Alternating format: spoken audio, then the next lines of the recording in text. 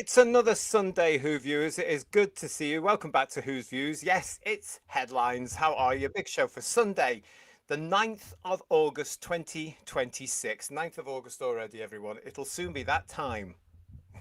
Yes, I can't wait, actually. I'm really looking forward to it. But that's because, you know, I just love that time of year. But it's good to see you all. Hope you're having a lovely day. Hope you're having a lovely weekend. Thanks for joining me. Because have you heard? Yes, the BBC is absolutely determined to get every single United Kingdom householder paying the license fee. They are determined, one way or another, they are after us. So be warned. It's all coming up for you in the show. I've got another really ridiculous, and basically I'm calling it the shame of being a Doctor Who fan. That's coming up for you because it really is shameful.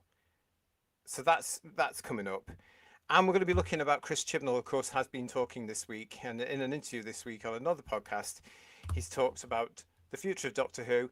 And he's been trying to be nice about all these fans, alleged fans of the show, demanding to know where the bid is and why the BBC hasn't put it out. I mean, really? Really? A little bit of patience, everybody. They annoy me. They annoy me, these people. Honestly, Who viewers, these particular people annoy me. They're so demanding, and it's just ridiculous. Yes. So, listen, I want to say thanks for joining us tonight. But I want to tell you, Paul's working tonight, and Third Doctor Ian is on holiday. Outrageous, isn't it? It's outrageous. But never fear, I am not by myself this evening because joining me this evening is a special guest host for you this evening. It's Problem Being. How are you? Can you hear me? Hello, yes, testing, testing. Oh, I think my echo's gone. Oh my god. It's so exciting. Oh no, it is there. Damn it! I don't know if it's picked up in the audience in the chat there. So I'm sorry. Do the best. Oh, okay. Well, I can't hear it, so that's fine. But also joining us as well is Jack. Hello, Jack. Hello, thanks for having me. Nice to see you. Well, I can't see you because you're on a sort of whatever that is, but it's I'm good to sorry. hear you. Technical Good to hear you. difficulties. Yes, I want to thank everybody that's, as usual, everybody that's been getting in touch with us here at Who's Views this week. I would like to thank to Mark Milford, to Stephen Braddock, to Miles D, to Andy Dunn, to Graham Buxton, to Eddie J. Riley, to Gary Bryant, to Synth John, to Davey B96, to George Hammond, to Brave Hearts, to the Watson, oh no, the Watkin, the Western Werewolf, to Judge Joseph Dredd, to Ciro Domino, Andrew McLaughlin, Stuart K, and Mark Seven. Mark Seven doesn't get the whole point of the channel at all, obviously, from the comments he's been leaving. But hello to you anyway, Mark. It's been a mixed bag this week, guys. I tell you. Santa's come early, has he? Honestly, I looked at so I was thinking, when I was looking at what Mark was putting there, I was thinking, Mark, you're missing the point of the show. We've got some of these new things that are going on YouTube right now. So I want to say thank you to Bill Lowry for 1,000 jewels, a goat trophy. I don't understand any of this, but it's there for you. So 1,000 jewels from Bill. Thank you, Bill. And for 250 jewels, we've got Mark Greaves with Laughing Disco.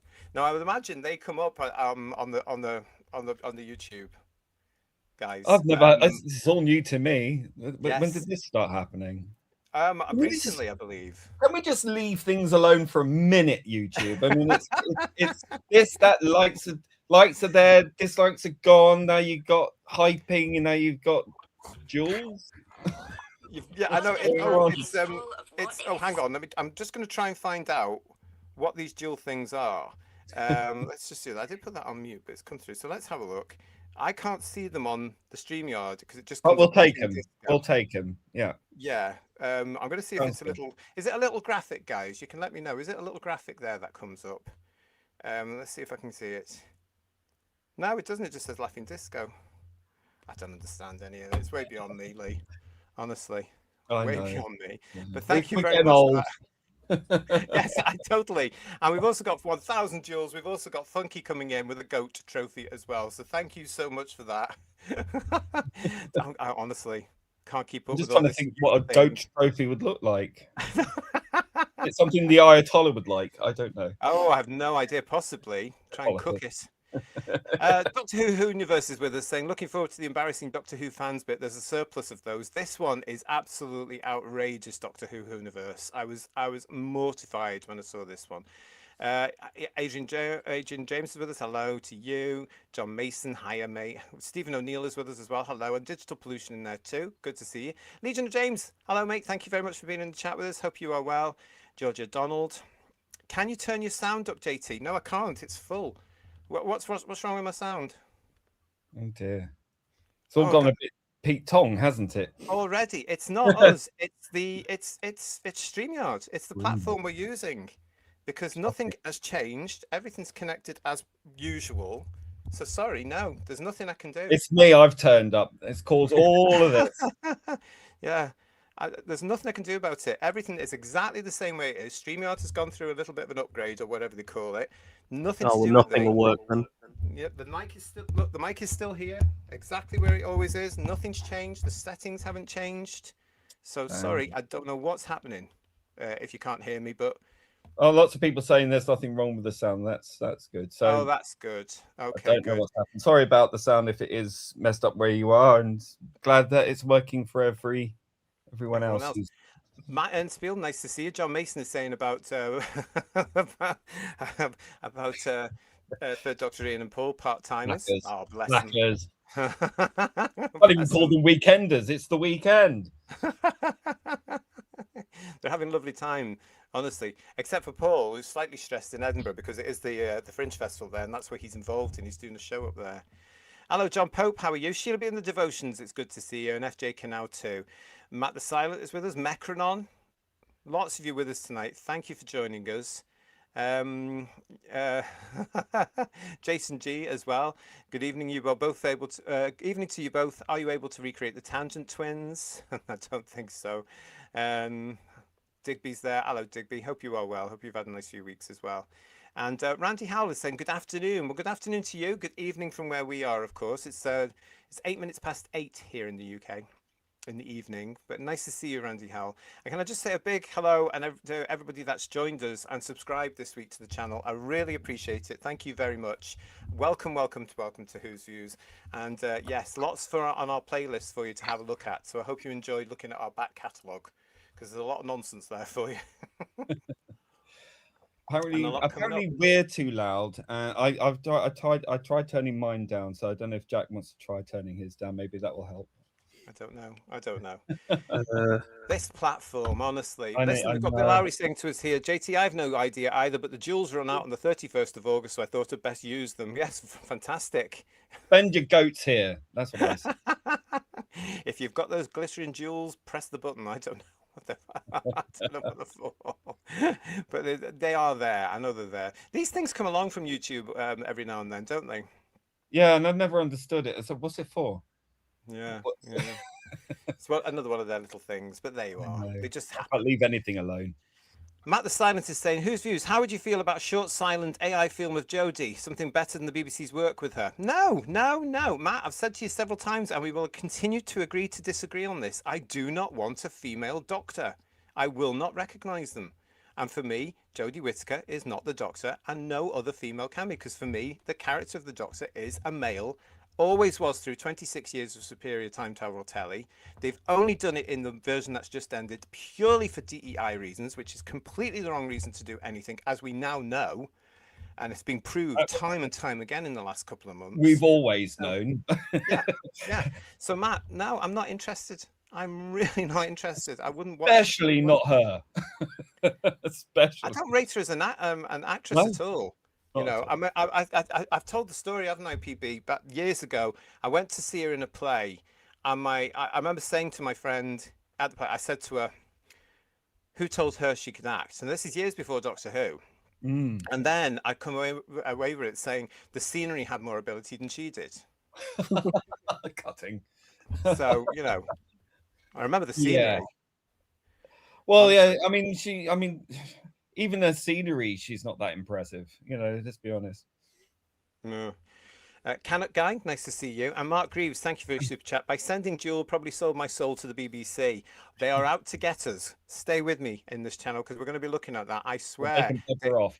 They are out to get us any way they can to enforce us, along with this government we've got in place right now, the Labour government. They are out to get us and force us to pay the license fee. It's ridiculous. It's not Hello, John Keeley. How are you? And Mecronon's saying to me, "Your sound is an issue, JT. Your guest hosts are louder than you, and the intro was twice as loud." I there's nothing I can do. It's all via the platform. I don't control it all. It's via the platform we have, so I don't understand. I don't get it. You need a techie. We don't, because all I do is plug it in by the wall, switch on. That's it. The sound and everything is done through StreamYard, isn't it? None of us. We're all on different systems. We're all on different things. You get different ways to plug it in and stuff. Nothing changes They every should time. normalize all the audio so it's all at the same level, no matter what. And that's what they should be doing. Why they're not doing that, I don't know. I don't know, but it's all different. I want to get into I want to start getting into the show now. Your Robert Payne's just joined us. Nice to see you, Robert Hey. Payne. I think I did have another super chat there, but let me just check. Yes, I did. Digby, thank you, Digby. Please remember that the creepy green was probably told to buy Who merchandise by his handler. He'd faint if he, sorry, they, them, OMS watched an episode of Pertwee or Baker. Right, yeah, that's Digby coming up, preempting the story that we're going to be talking about later. Thanks for that, Diggs. But that is coming up a little bit later in this show. I just want to say, first of all, thanks to Mark Milford, Cool and Dry. I know he's in the chat. So every now and then, guys, and I know you've seen here on Headlines, we look at AI and how various people are using AI, especially when it comes to art. Yeah. Are you there? Oh, Yeah, yes. I Yes. really, yeah, don't like it. Right, you don't like. There's a lot. I mean, I've often said I don't understand it fully. I don't, but I can appreciate some of it, but I don't understand it fully. And I know it's being used in other areas, AI, like the health service and into education and various programs and stuff like that. But I will never say I understand it because I don't. And I know it's being used in filmmaking and stuff now as well. But Well, we I think get an awful lot of. it does depend on how it's used. And I'm not, I'm very cautious with AI. I do use it when I want to apply it to something I've already created, i.e., Right. to enhance something or to help produce something. I can effectively have, let's say, music, and I can have an orchestra in my pocket.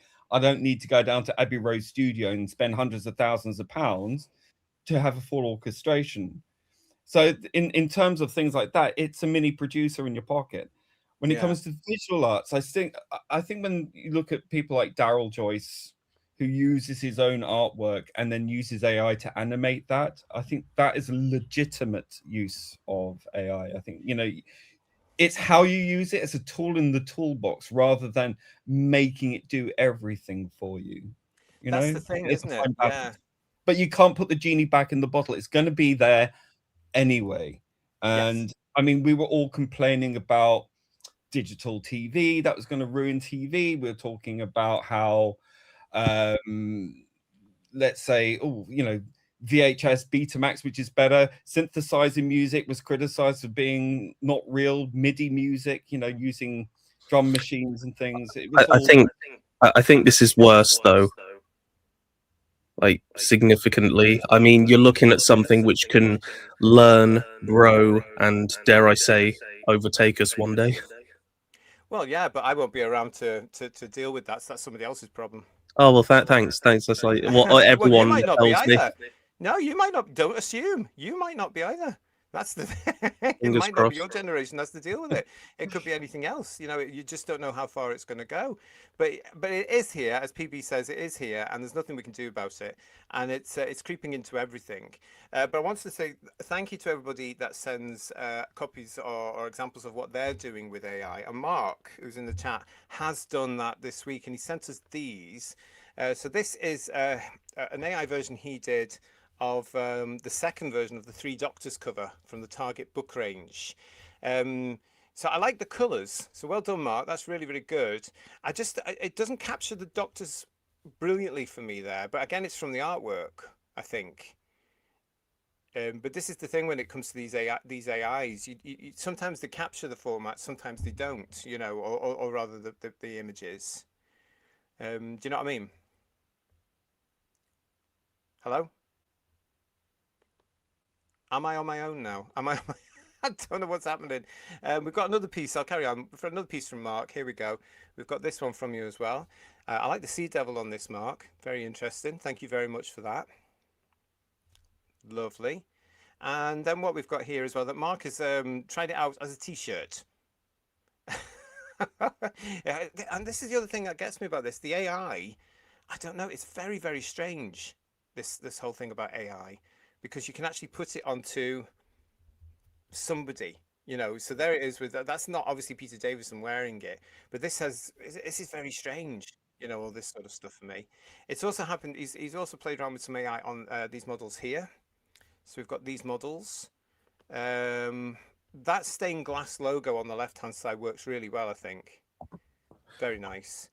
And then we've got the Sea Devil there as well. So I love the Sea Devil. Sorry about that. I had to sort out some sound problems. Right. The Sea Devil one looks good. I suppose this is a great way to actually test out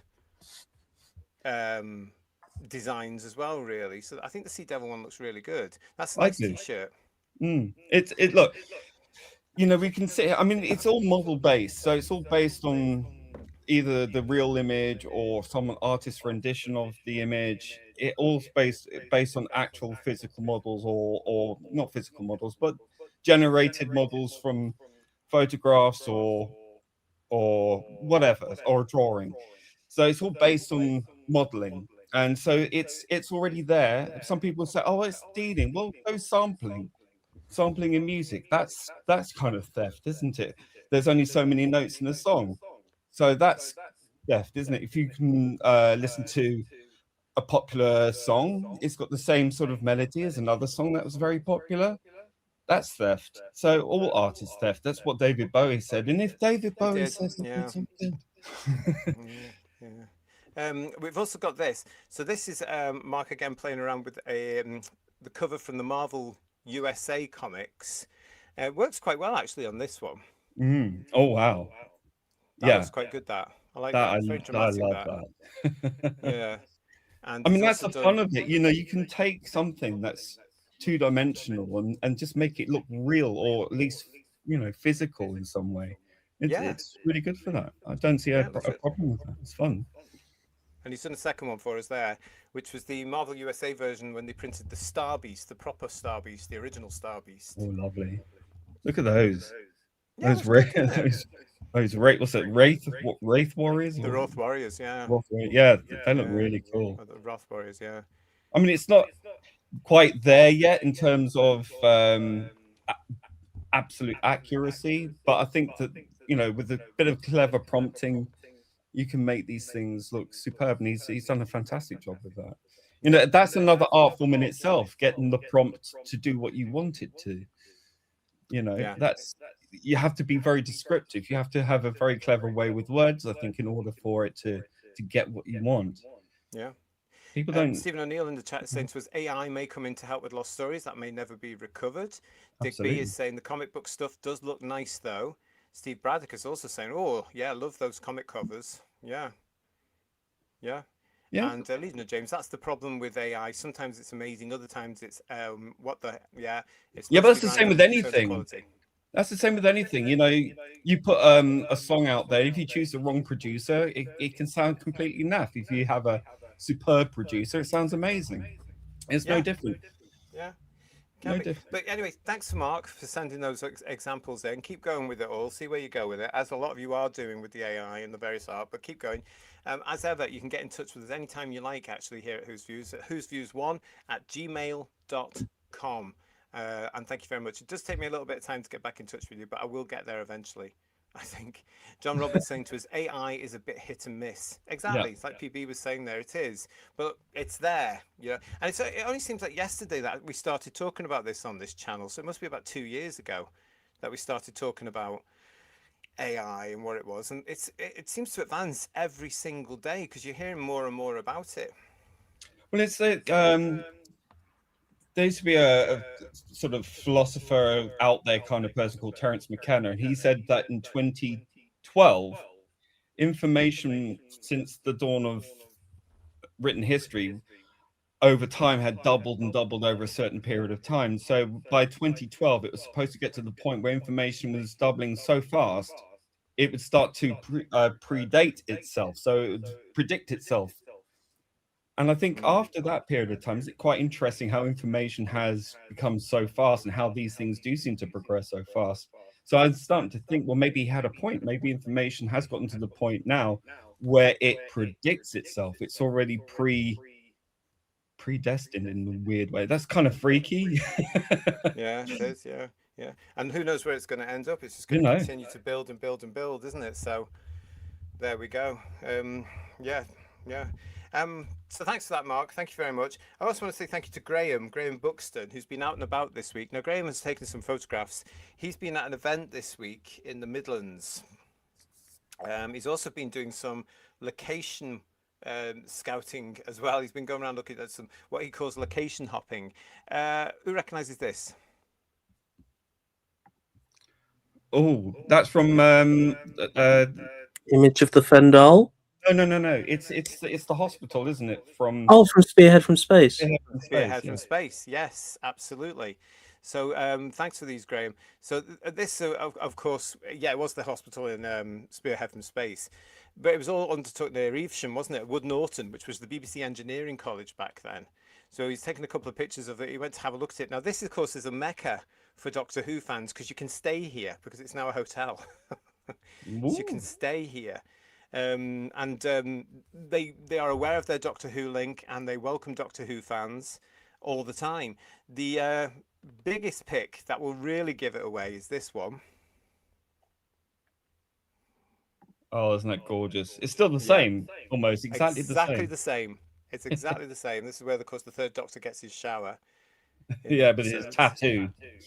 Yes, and shows it off. It's exactly the same. Nothing's changed. And isn't that lucky? Absolutely. Oh, you know, all these That's years gorgeous. later. Yeah, to still be there and in situ is wonderful to see. It's fabulous, isn't it? Yeah. Fabulous. And then we've got Graham actually standing there with his Spearhead from Space target book. So thank you for that, Graham.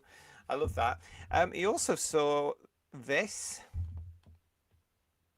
Oh yes. Yes. Maybe if I just show this. That's robot, isn't it? It's Robot. Well done. Yeah. So he saw the locations for Robot, which are in the same area. Gorgeous. Doesn't it look fab? And then he's It taken does. It another looks picture. better than it used to. Yeah. And then he's taken this picture, of course. Yeah. And there he is with his book, Oh, that's Doctor Who and the lovely. Giant Robot, which I loved as a kid. Yeah. I mean, how can you not?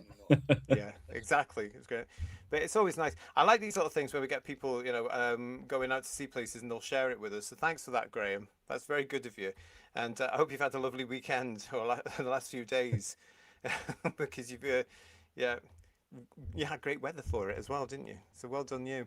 Yeah, lucky him. If you're visiting some places for Doctor Who locations, you can send them to us. Send us some pictures of you on location. whosviews1@gmail.com. Stephen Braddock is remembering it, saying, "Oh yes, Pertwee's over the top singing." He And, never does that ever. Yeah, John Mason saying, "Oh, that's cool." Absolutely.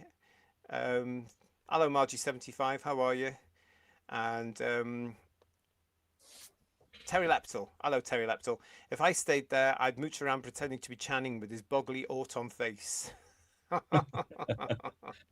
I'm sure you would, Terry Leptel. I'm sure you would. Oh, bless you. So yeah, thank you for those pictures, Graham. Darren Zone's just joined us. Hello, Darren Zone. How are you? And Frankie Stanage is saying, "I'm planning a trip to Troon soon." That rhymes. Nice. Is he going to go with the platoon? He must be going with a platoon to Troon soon. And Meriel Soul Gigglesmith saying, "Shorts, t-shirt, shades, and a Doctor Who book." Now that's an English summer. It is. It's very old school, actually, isn't it? As long as you got your socks pulled up. Please don't wear socks with sandals, people. It's common. Just don't do it. Right, okay. Now I want to move on as well to some friends of the channel. It is, of course, Film is Fabulous because they're having a really fabulous time at the moment. And if you don't know about this, then you can't be following our Facebook at Who's Views or the Film is Fabulous Facebook page or social media, because they are going to be screening The Nightmare Begins at the Phoenix Cinema and Arts Centre in Leicester on Saturday, the 15th of August 2026. Now, the tickets are available now for Saturday, the 15th of August 2026. That's only, what, a couple of weeks away? This week, this Saturday. And they've got some fantastic guests coming to them as well. They said, follow the screening of The Nightmare Begins. There will be a panel hosted by Tim Burrows and Professor Justin Smith, Chair of Trustees at Film is Fabulous. And they're going to be joined by two special guests. They've got former BBC editor Simon Chambers, and then they've got Robert Maynard, who is another former BBC editor. Apparently Simon Chambers joined the BBC in 1974. He'd been making films on 16mm as a hobby and worked for London and County Bank as a telex operator. When the company suddenly collapsed, he seized the chance to join the BBC, a new career, by overseeing film finance at Ealing Studios. Simon also worked as holiday relief at the Film Library in Brentford, examining and repairing 16mm and 35mm negatives and prints, and this interested him greatly, so he joined the projection department. The role took him to every BBC site that ran film, including Alexandra Palace, which would have a dramatic influence on his life. When it comes to Robert Maynard, Robert started his career in the film and television industry in '72, working for Gateway Films. Whilst at Gateway, he was fortunate to work with the renowned cinematographer Brian Langley, who had been responsible for films like Reach for the Sky, starring Kenneth Moore. In 1974, Robert moved to the BBC and Ealing Studios as an assistant film editor. He worked on a wide range of television programmes, and as an editor he worked with special effects supervisor Matt Irvin on Blake 7 and Doctor Who. He also worked with British film director Roy Bolting, and this was the only time Roy worked in television, on the Miss Marple story, The Moving Finger, starring the late, great Joan Hickson. So that's a fantastic there. You've got Simon Chambers and Robert Maynard actually going to be at the Phoenix Cinema and Arts Centre in Leicester this Saturday, the 15th of August, with Film is Fabulous. So that's a great chance to go and meet people from the industry and just chat about things. That sounds like a great event, guys. It does. I just envy that, these people get to go to such wonderful places and meet such really interesting people, and to be involved in something so wonderful, really. I mean, it's like, how can you go through life and just sort of smell the roses, not, save a bit of movie now and again. Yeah. Apparently we are having sound issues and stuff. Oh. I'm sorry, guys. I don't know what it is. There's nothing I can do about it. It's down to the platform. I'm so sorry. Please bear with us. Please bear it out. I don't know what's going on. Shall I try and go and come back in again, or shall I just I don't think it's you. I think it's the platform. I think it's StreamYard. Their last update was over a week ago, and it's just been shocking since. I've been in touch with them. I've been saying all sorts of things to them. I've been sending them emails. I've been doing what I need to do in the complaints, and still people are saying there's issues. There's nothing we can do. I'm so sorry. Nothing I can do. Everything is exactly the same my end. The microphone's plugged in correctly, the Wi-Fi's plugged in correctly, everything's the same. Sorry. Dalek Shalom is saying it's bearable. Brilliant, thank you. So please get on with it. We'll have to get on with it. We'll have to carry on, because there's nothing we can do. Okay, so that's Film is Fabulous. If you're going to the event this Saturday, have a lovely time. Thank you very much. You can get in touch with us and let us know what you think about it. whosviews1@gmail.com. Okay, I want to talk now as well. Moira, hello Moira Goddard, how are you? It's nice to see you. Great to see you. I want to talk to you now about two brand new. Now, last week or the week before here on Whose Views on Headlines, we talked about the BBC book that's coming out in October. BBC book with Penguin, I should say, The Key to Time. So the Key to Time omnibus is coming out, which has got new and reprinted versions of the Key to Time books. Did you two see this show? Yeah. No. Okay. Why not? Where were you? I've had enough. Well, this is coming out in October. It's an omnibus edition of new versions of the 6 adventures that make up the Key to Time season.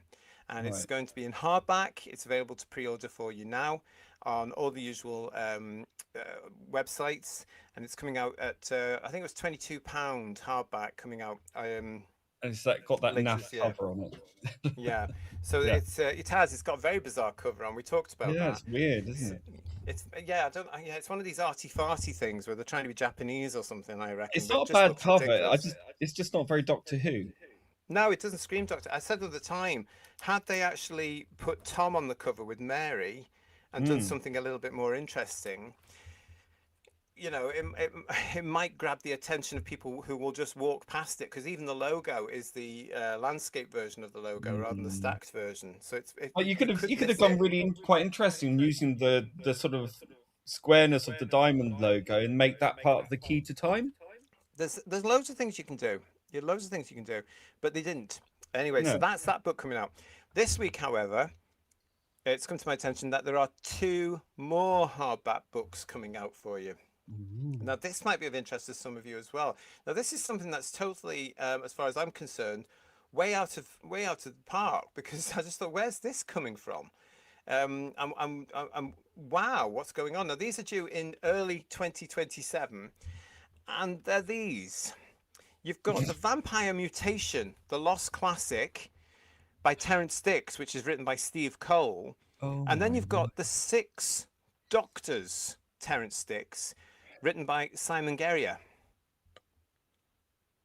I don't know what to Mm. say. Someone actually got paid to do those. Did they have an accident in the clip arts I could department? make that on my phone. That's This is what I mean shocking. about covers. They're all now quite pretentious, quite arty-farty. It's I not, it's miss not These, when not they even were like proper art. Do you remember? Because we had the Doctor Who art museum at our local town, yeah, and you got to see all those hand painted covers. Like, I mean, it was before my time, but I really like the VHS covers of some of them yeah, because they look like proper art. You just look at this, and if it was on a shelf with lots of other things, you'd lose it. well, it's like a yeah. birthday card or a Halloween card, more like, look, it's just like there's no thought. Well, I mean, there's clearly some thought gone into it, but If I not got a much. Halloween card that looked like that, I'd assume you hate me. Well, yeah, it's so low effort. I can't. Mm. It's an insult to everyone who's ever designed a cover for anything Doctor Who related ever. It's like, why are they not hiring people who have a proven track record of doing great covers for books? I tend to be overcritical of myself. I take everything back. I mean, Yeah. Terrence Dicks would be mortified. I'm sorry. That's These are outrageous. hardbacks. These are hardbacks. The covers are not going down well in the chat, I have to say. Um, yeah. Um, mm, it's very odd. It's a very odd creative choice Because to Like, do if that these. didn't have the Doctor Who logo on it, how would you know? they're so stupid. Even the Doctor Who logo is hidden on them slightly, isn't it? It's You know. so stupid. It says nothing. Yeah. It tells you I mean, the cover of the book's supposed to make you go, "Ooh, I wonder what the story is inside." I'm really Mm. interested to see what's inside this book because the cover is kind of luring me in. This lures me away. It's terrifying. It's like someone I don't know. We Tried know hard. why it was given to some DEI hire, and then Mm. they brought it back. And rather than the usual response, which would have been "you're fired," he had to grit his teeth and go, "Perfect." Mm. I think you might be right.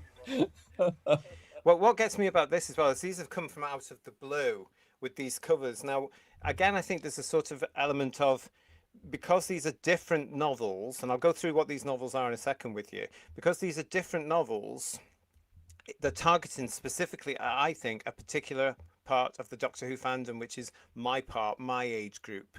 You'll see why in a second. We've got a student union would be ashamed to put out these posters, says you, Robert Payne. Matt the Silent is saying, well, I It love wouldn't the appeal to a style. 5-year-old. Matt the Silent is saying, I love the style. And Randy Howell is saying, why are they not showing the Doctor on the cover? Most people will miss the corner logo and walk by. Yeah, that's what I'm saying, Randy. I think it's because they're pushing them now at a specific audience. I don't think they expect these to be bestsellers. I think they're saying, oh, we'll sell a few hundred, because they're going to target them at us. Now, the reason I'm saying that is because I've got the details of what these are here. So have a listen to this. The Vampire Mutation. Now, that might ring a bell with several of you out there. So this is what this is about. This is, again, a sort of lost stories range. Terrance Dicks' The Vampire Mutation was intended to open Doctor Who's 15th season in 1977. Cancelled at the last moment, its secrets were believed lost forever. Now, working from never-before-seen scripts and synopses, Steve Cole's novelization brings this lost adventure from a much-loved writer into the light. Then there's a quote: "The conjunctions of the stars at last permit the awakening of the dead one." End of quote. Now, this is interesting. Listen to this, everyone.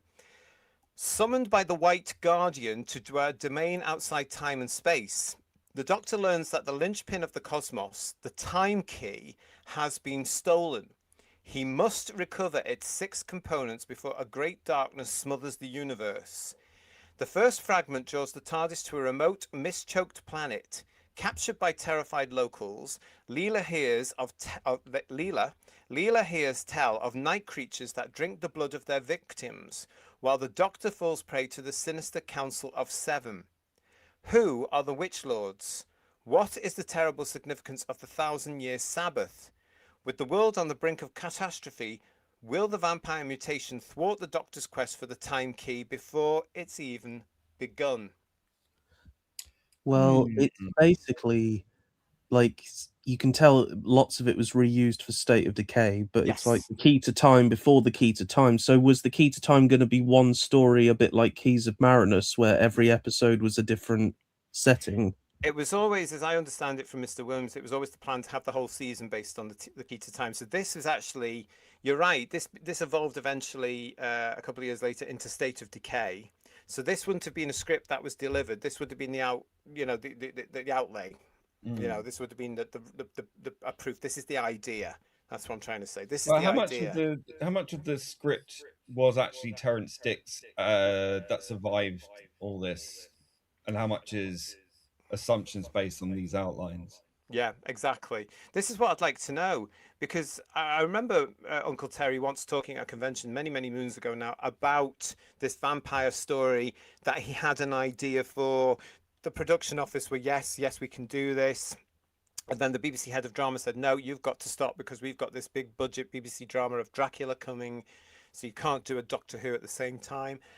Excuse me. So that got put on the back burner. And then, of course, Nathan Turner found it a year or so later and said, oh, I like this. And it was reworked into State of Decay. But I don't think much was put down on paper. I don't think Terence delivered that much apart from a synopsis, basically. So it's quite interesting. It would be quite interesting to know a little bit more about, okay, how much did Uncle Terry put into this? Where was this found? Etc. etc. Do you know what I mean?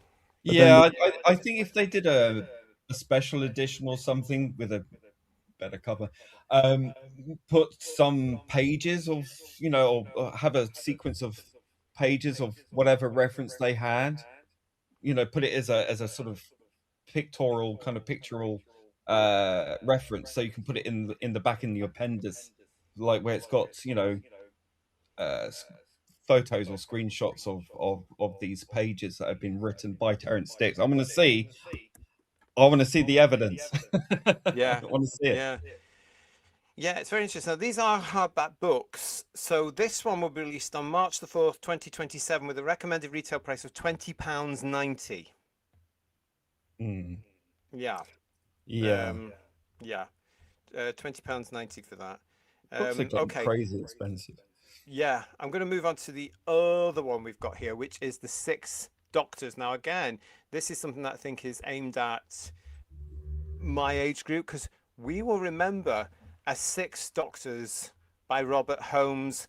Mr. Holmes couldn't put it together and decided to leave the project. It eventually went to Terence, who evolved it into what eventually became 1983's The Five Doctors. However, this is another one, so I'll read you from the information here I've received.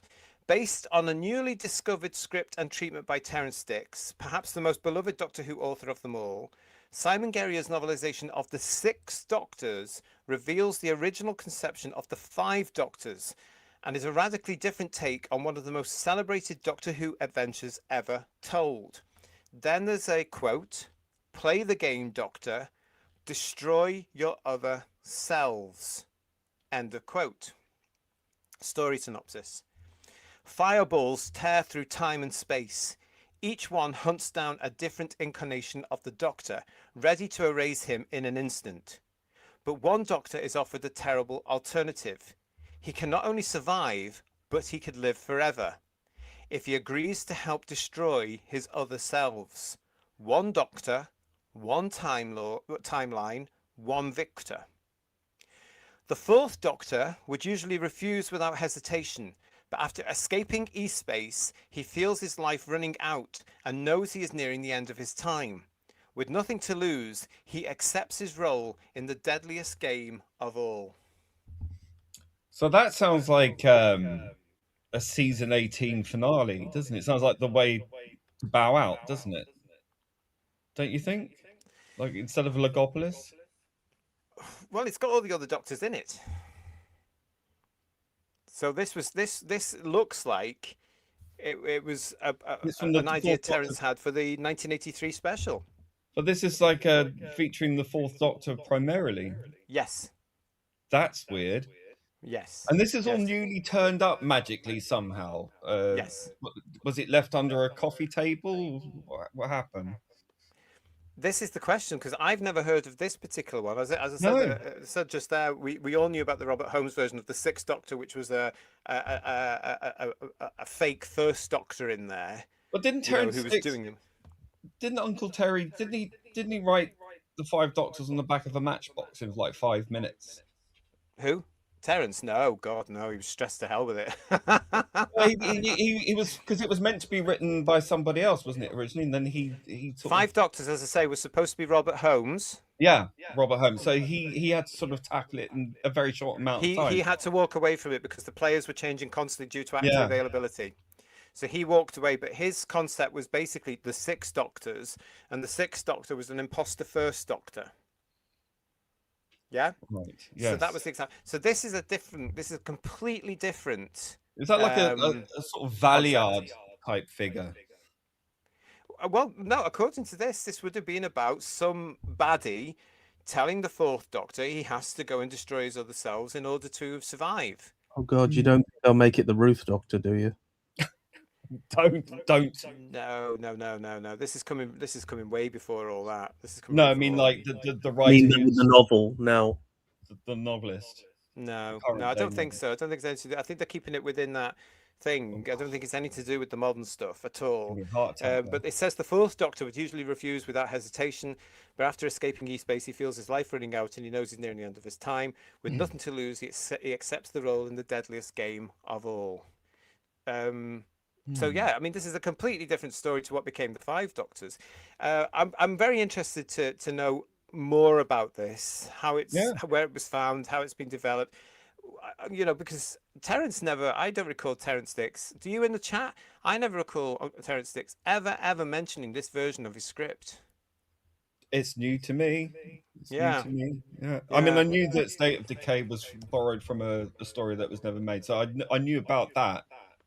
But this, I knew that there was, Five Doctors was in a production hell when it came to writing it. But I'd never heard of the Six Doctors No. or this concept. No, it's the first Not I've this heard. particular version, no. Well, this again is going to be hardback. It's £20.90 recommended retail price. This will be available in March. No, sorry, this one's going to be available on the 21st of January 2027. They're coming out at two different times. So Bob this one's- Spanish will be all over this, won't they? Who? Oh well, probably if that can be. And Simon, of course, has worked with them as well in the past several times. So, but it'd be very interesting. I just, where's it come from? Yeah, that's the thing. It's like, how much are we talking, Terry? You know, Uncle Terry. Is it 5%? Is it 50%? Is it? You know, I want to know. I want to see. What would be interesting is if they included, just some kind of pages showing the pictures of the scribblings or the whatever was typed up at the time. I want to see it as a matter of archive. Yeah. Again, I think these books are going to get lost. If any, well, there's only one bookshop in the United Kingdom left. It's Waterstones. I noticed in the local Waterstones I have, there are no Doctor Who books at all now. They have all been removed from the shelves. There's none there. So if these are taken in the new year, I do think they're going to be. I think they're in danger of being walked past. Quite honestly, but nothing screams Doctor Who about it. I mean, you got the clip art of Tom Baker falling through some hexagonal, whatever geometry thing, and the logo tucked away in the corner, and it's just this horrible day glow. I Yeah, don't yeah. understand why have you sabotaged these books by doing this? Again, I think it's down purely to the fact, and I'm going to use the word laziness here, PB. I think it's because we're aiming this at a niche audience, i.e., all of us, and they will buy They're this saying no we don't matter have what's on the taste. cover. Sorry? Are they saying we don't have taste? I'm just saying that no. I think it's my opinion. I'm just saying, in my opinion, I think they've put this out because they think they've got a guaranteed market. Yeah, but I Randy's mean, also pointing out to us a very good point. Did they leave Tom off the cover as they would have to pay him a royalty? That's a very good point because you do. So that's probably why they've moved away from that, because they do have to pay royalties. But as I oh, I said the don't other know. week as well, if you go into the bookshop now, and I say the only one really that's left, apart from some very lucky independents in the United Kingdom, is Waterstones. But if you go and look, or even if you go into Tesco's or something like that, who are selling the paperbacks or whatever, and you look at the covers of books now, not all of them are brilliant. You know, Mm. you do get very generic, very same looking things because something has had a massive hit with some sort of graphic, and they've all gone, oh, we're going to copy that and emulate Oh that. God, yeah, of You course. know, Yeah. and I think that's what the BBC and Penguin are trying to do with these covers for both the Key to Time and these two that have come along. But that's just my opinion. God, fashion. Very, very strange. Mm. Let's have a look at I some don't of the like same it. in the chat. Hidden History in the Holy is saying, I like the green ball on that Six Doctors book, but they could have done so much better. Yeah, I totally agree. And Phil Roy is with us. Hi, Phil. I think you're being a bit harsh about the covers from Professor R. Day. Don't forget, he never even saw a book cover till he was 18. He's been winding me up for the last couple of weeks, that fella. That's an example of DEI at its most spectacular failure ever so far. I Because mean, he it's only got just that because of DEI. it's so nondescript, isn't it? I mean, how do you even begin to explain? Like, if someone asks you to describe the cover, I mean, it's so childish. I could come up with that on MS DOS, Paint, Windows Paint, or whatever it was, MS Paint. Hmm. It's terrible. Dr. Once, good to see you. I imagine the vampire mutation was for season 15 and then moved over for season 16 until being eventually used for season 18. Well, this is the other thing we need to know because I always was aware that the vampire mutation um, was for a season 16. But we'll find out. I'll find out more because I was under the impression it was for 16, and then because early in the development, the BBC got wind of there's a vampire story coming up in Doctor Who. That's when it was put down and said, no, you can't because we're going to be doing Dracula. Oh yeah, because That they that did Dracula in '79, was it? yes, so it was being filmed. It was being recorded in 78, as far as I'm Yeah. aware. Well, surely that would have been, a good thing because then you'd have, oh, vampires. We like vampires now, and then that would have been a sort of advert for Dracula as well, wouldn't it? I would have thought that would have been a good move. BBC didn't think like that though. They all they were Mm. thinking of Doctor Who. It would be turned into a comedy. People wouldn't take their big drama seriously. Simple as Well, that. that does sound like the BBC now. Yeah, Now Doctor you Who put of it its like time. that. Yeah. You're Robert Payne. Hello to you. It's a Beatles lost song level of undeveloped but reused elsewhere plot. That's what I thought that this week, Robert, as well. You know, when they found all these little bits of the Beatles songs back in the 90s or whenever it was, and they brought out that number one record or whatever it was. I thought this is the Doctor Who equivalent to what's happened with the Beatles here, just finding a little bit of scribble. But Oh, we're it's going to find out 77. more, so stay with us on the channel. Julianne, so they have decided to use prototype scripts in a desperate bid to cash in on the classic Doctors because that's where the market is. It's shameful. Sometimes you feel like that, don't you? Mm. Where It they're does trying to feel get a us bit. back. Oh, this just magically appeared somehow, and so now we're going to make an entire novel out of it. It seems a bit like, what else can we scrape together? Yeah, Let's yeah, use Uncle Terry. Let's get those old codgers a part of their cash. yeah. It's like I was saying about the Key to Time thing. It seems like a bit of an attempt to get our age group back and the huge amount of Doctor Who fans that love classic Doctor Who back, because certainly that Joe Martin nonsense hasn't taken on and set the world on No. fire, has it? You know, Well, with that Doctor cover Who certainly fandom. doesn't sell it to me though. But I mean, to be honest, I mean it does sound intriguing. I It is. might be interested. I'm the same. I'm on. I thought, oh, hang on a minute. This is a bit of Doctor Who I don't know about. It'd be interesting to see what's gone on about. But it's going to be a bit of original fiction anyway, isn't it? Yeah. Graham's saying to us, tell you what, folks, it might have been a shame we lost Uncle Terence's vampire story, but his replacement, Horror of Fang Rock, wasn't too bad, was it? No, it was brilliant. That wasn't it? I love that story. I could watch that on the loop. Yeah, Something about it. It's so beautifully done, and it's because it's such a small cast and it's in one space. It's got that really nice kind of claustrophobic, under siege feel about it, which I love those kind of stories. yeah, yeah. So And it's so that was actually gothic. season 15, wasn't it? That's right. Yeah, season Yeah, 15 we're yeah, talking yeah. The about. first of the Graham Williams era. Yeah. Yeah, Although yeah. it felt more like a Holmes sort of, Hinchcliffe Mm. and Holmes era, doesn't it? Yeah, yeah. It's all becoming a bit of a blur. The state of my Yeah. mind is just now. FJ Kinau said, "Oh, it sounds like Doctor Who combined with Highlander." I'll take your word for that, mate, because I haven't seen Highlander, so I'll take your word for that. Darren 79.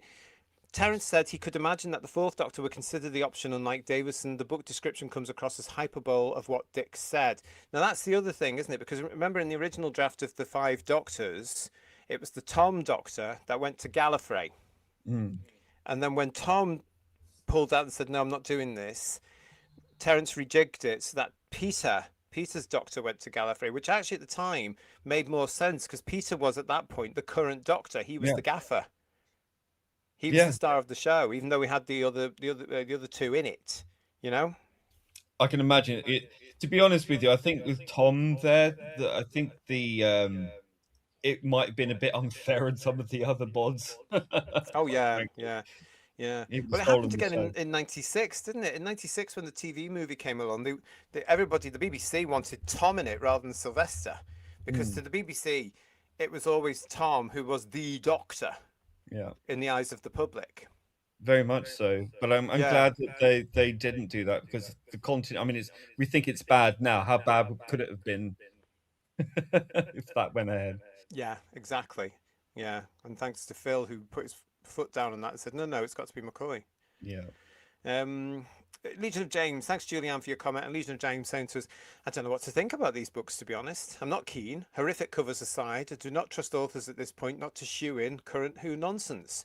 That's a Mm, good point because you read Doctor Who meets the Scratchman and then suddenly you're taken out of it when a certain yeah. person turns up. Yeah. That did it for me. I couldn't believe it, Jack. I couldn't Yeah, believe I that. know it's so Why? Why is it there? frustrating. Yeah. It I, ruins it for me.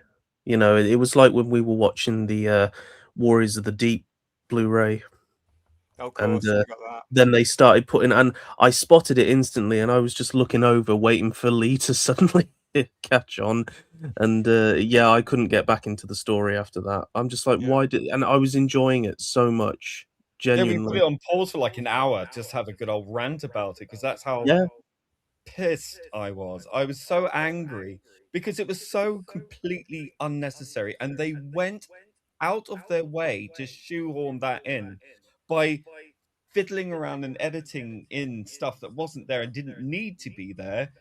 And it didn't make any sense to what was said because they said it was only their they'd attempted twice before. Yet here's three and times, and it was so pleasant for me because I don't particularly like Warriors of the Deep, but with all these new models and effects, I was genuinely enjoying it. I was just putting all the nonsense aside and how bad the story is, and just enjoying it for what it was. And then that happened, and it's why JT, I don't trust any classic Who media going forward. I mean, I'm glad I have all the DVDs because I'm getting sick of giving these guys money for these Blu-rays, especially now that they're using AI. I wish I'd never started collecting the Blu-rays. Hmm. There's only two left, so you might as well finish now. There's only two left, and Oh, we're not getting the there's other. We're not getting the other four. no sign of them coming anytime soon. Anyway, no. Steve Cole put the 13th Doctor in Tom Baker's Scratchman novel, so I wouldn't hold your breath, says Doctor Once. Yeah, like we've just said.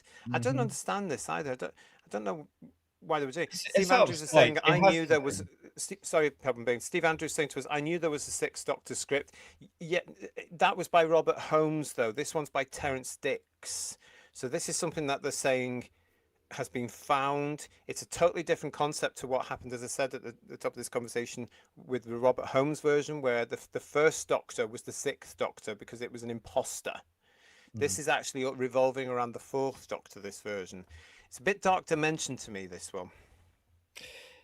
Yeah, It just seems to me like Doctor Who's biggest enemy. It isn't the Daleks, it isn't Rassilon, it's the BBC.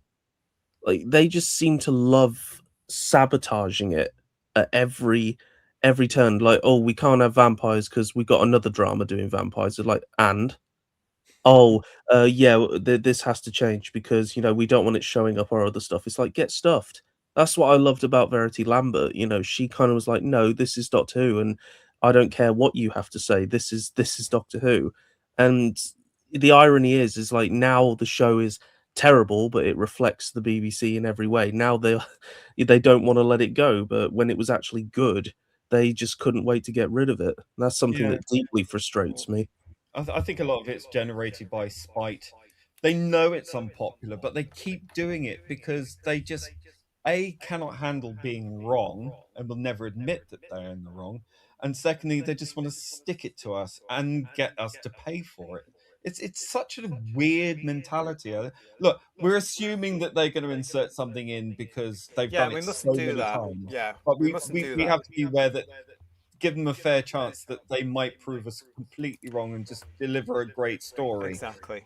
Fingers Exactly. crossed. But Yeah, at this and point, we're so jaded. this isn't the last time we'll come back to these two novels. Whose Views will be looking at them again in the future. Make sure you're subscribed. If you've already subscribed, make sure you are still subscribed because we're going to be looking at these in future shows. It's all planned, it's all sorted, so stay with us. Tony Farrell is saying, I don't buy this at all. Are we to believe the Doctor who portrays regenerations past, present, and future? It's completely out of character. Cool and Dry is saying some stories are not meant to be told for a reason. They break canon or are just too far from the series mythos, or awful. To be quite honest, or awful. If you see some of those stories that were not developed properly for the missing season 22 with Colin and Nicola, some of them are terrible Yeah, and if you really listen to need Big developing. Finish, it proves it, doesn't it? Yeah, when they're put on when you can hear them, you go, oh no, that wouldn't have worked at all. That one with Uh, the Sill in for the missing 22, that's by Philip Martin. That needed a hell of a lot of work. It there's wasn't a few clangers brilliant. from that unmade season, quite honestly. Exactly. I quite like the cover, says John Roberts, but not Doctor Who quality in my opinion. That's the thing, isn't it, John? You've got these sorts of things where Doctor Who covers should be Doctor Who. They should Mm. scream Doctor Who at whoever's passing them, whoever's looking at them, whoever's possibly considering buying them, and fandom. But they've gone for this arty-farty version of things where, nothing attracts. I've talked for myself. Nothing attracts me now when I'm in a bookshop and I'm walking past it. And I know you shouldn't judge a book by a cover, but you have to have a cover to grab the attention so somebody picks it up and looks at what it's about. And it's so Yeah. generic these days, and it just seems so boring. Bring back artists, I The say. only, the only reason I'd pick that book up and open it is so I don't have to look at the cover. Yeah. And a lot of the covers these days are so boring as well. If you look at the Doctor Who annuals of late, just absolutely Oh, terrible, terribly boring. I mean, you that look at compared to the boring. annuals we had as kids, they were art, they were Mm. dramatic, they were, fantastic bits of art. I Now mean, it's I just got that photo there, and the TARDIS and some graphics behind it. I mean, I got introduced to Classic Who because of a Classic Who book that had all these great pictures and all this art, because I'll admit I'm terrible with words. It was always pictures that got me into books. So Yeah. seeing all these Daleks from the Cushing movies, I didn't even know what they were. And I'm Hmm. seeing like blue Daleks, a red Dalek, and it was just, as a kid, it was mesmerizing. And Yeah. you can't really do that with this modern slop because there's nothing about it that would make another generation go, "Oh wow, I want to check that out." I think the Yeah, it's word is true. uninspired Yeah. and uninspiring because Yeah. it doesn't make you think, oh, what's that about? Or, oh, that looks interesting. Mm. It doesn't look interesting at all. It says nothing. Oh, bats, so it's got vampires. Oh, blood. It's so basic. There's nothing to really kind of draw you in and go, oh, a It, great it cover looks can really make it you think, looks like one of those borders that you put on images on your phone. It's like if it's a Yes. Halloween reel you want Yeah. to make, and you put the bats all around or and the stuff. bunting. Yeah, Yeah, that's Yeah, plastic fronting. and considering the fact as well that these could be of interest to a certain set of fans because these are two scripts we've never heard. No, these are two Mm. ideas we've never heard of before that have come from goodness knows where, that they have developed and written into books based on an idea, because that's all these are. They're based on an idea by, and the fact is they've gone for these sort of generic arty farty covers when they could have had dramatic ones with the characters in the book. I think by artists, I think they might have helped to promote them a little bit more.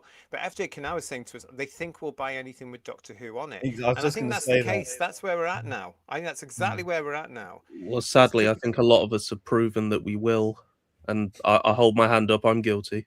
right. That's been happening since the series came back. I mean, they went down the Star Trek route in 2004.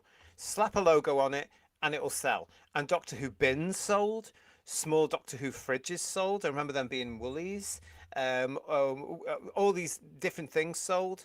Now they've got to the point where the market has been divided, and now they're looking at doing other things, which they need to do. But I wish they present them properly. I just think, hang on a minute, the market you are aiming these at, we're a little bit older and we remember when books had proper covers. Mm. We don't need your pretentiousness. We just need a very interesting cover, in a sense, and a nice bit of art. And there's Well, plenty of it that's it. going on. They just see you as the cash cow, so why bother? But, what they seem to not understand is that we are collectors, and Yes, collectors like things to put on the shelves that look that's it. good and are congruous with the things we've collected. And when you got something like that sticks out like a sore thumb, it doesn't fit. I It just mean, doesn't look right. the perfect example is, the Doctor Who toys, the Dalek toys you guys got way back when. I mean, you got like those little ones with the marble inside them. Even they looked cool, But then my generation got stickers and those little roller things with Doctor Who stickers on them, and just the most cheapest tat you could ever imagine. Oh no, we've always had cheap tat and Yeah, yeah, yeah. shoved But down no, our. but there's something about yours, like even your Tom Baker money tin, it has this sort of like, it looks valuable. Like if you had that in a collection, it's like, oh, that looks nice. That's very retro. But I carried mine with me everywhere I went when I was at primary school. I had that thing Yeah, flying it but, around. but to yeah, be honest, besides yeah. the character options figures and besides the physical media collection, I don't think Doctor Who's got good merchandise at all. I mean, need we remember the TARDIS copter that never worked? Oh God. I don't think that was an official thing, though. That was not official. That was a rip-off. That was not Really? approved by the BBC at all, and it was certainly not. That was just a rip-off. Oh, Because when did the helicopter ever appear in the new series of Doctor Who? You have to be careful with things like that. That was not official. I remember seeing that at the time, thinking that is a rip-off. It's just some other toy that's been put into a Doctor Who box, made to look like the then branding. And I hope the They did BBC it with found them and sued the Palatoy, hell out of didn't them. they? The Cybermen, they had cheap knockoffs of those Palatoy Cybermen in different colours, didn't they? Yeah, all They're that sort quite of stuff. rare now. Well, anyway, these books, guys, are out there. The Vampire Mutation by Steve Cole, The Six Doctors by Simon Garriott. They're on the way in 2027. A lot of you in the chat talking about them now. They really do not know the real fan bases. These covers are not going to get us to buy, says Legion of James. Graham is saying to us the original target art is one of the most nostalgic Who things from my Mm. childhood. They were and are absolutely gorgeous. Yeah. Darren79, all that crap about Tom being post Space sounds like a fanish expansion for the book and nothing to do with what Terence would have done. Terence Mm. wasn't interested in depth, just romps. Yeah, yeah. Yep. We're going to find out more about it, as I say, so stay with us here on the channel because we are going to be looking at them again very soon. But yeah, they're there if you want them. They're available to pre-order now from all the usual stockists if you want them. January and then in March these books come out. Interesting. I'm going to move on now to this. If you don't know who this is, everybody, it means you don't live in the UK. Oh. Yes, this is the current culture secretary for our current government. This is Lisa Nandy, everybody. Now we've mentioned Lisa Nandy and we featured her on Who's Views several times over the last year, I would imagine, because she is the culture secretary. She is the person at the moment that is working alongside lots of other people with the BBC about the direction of not only the BBC's charter, but the direction on the future of the BBC license fee. So, if you're watching us from out the UK for the first time, nice to see you, welcome. I'll explain to you what the license fee is. In the United Kingdom, when you buy a television, you have to buy a BBC television license. It is the law. If you are watching live television, you have to have the BBC television license fee. That money, which is around about £180 a year at the moment and about to go up again, goes directly to the BBC to fund it. That money then gets distributed by the BBC into various areas that they think it needs to go to support their organisation. Now, for years, none of us questioned this because it was the way it was. And actually, I think at one point in the country, everybody used the BBC. But as we all know, over the last 10, maybe 15 years, the BBC has started to shed an awful lot of the British household public. And in the last year, it's lost over 2 million households to the BBC licence fee. That in turn, of course, has meant less income coming into the BBC. And that has got them talking. Now, we've been talking about this on Headlines for quite some time now because they are now acknowledging that the licence fee is out of date, but they don't know what to do. And every time they seem, in my opinion, every time they seem to have a new option of what to do to replace the licence fee, it gets dismissed. We've mentioned it before. They will not consider advertising on the BBC.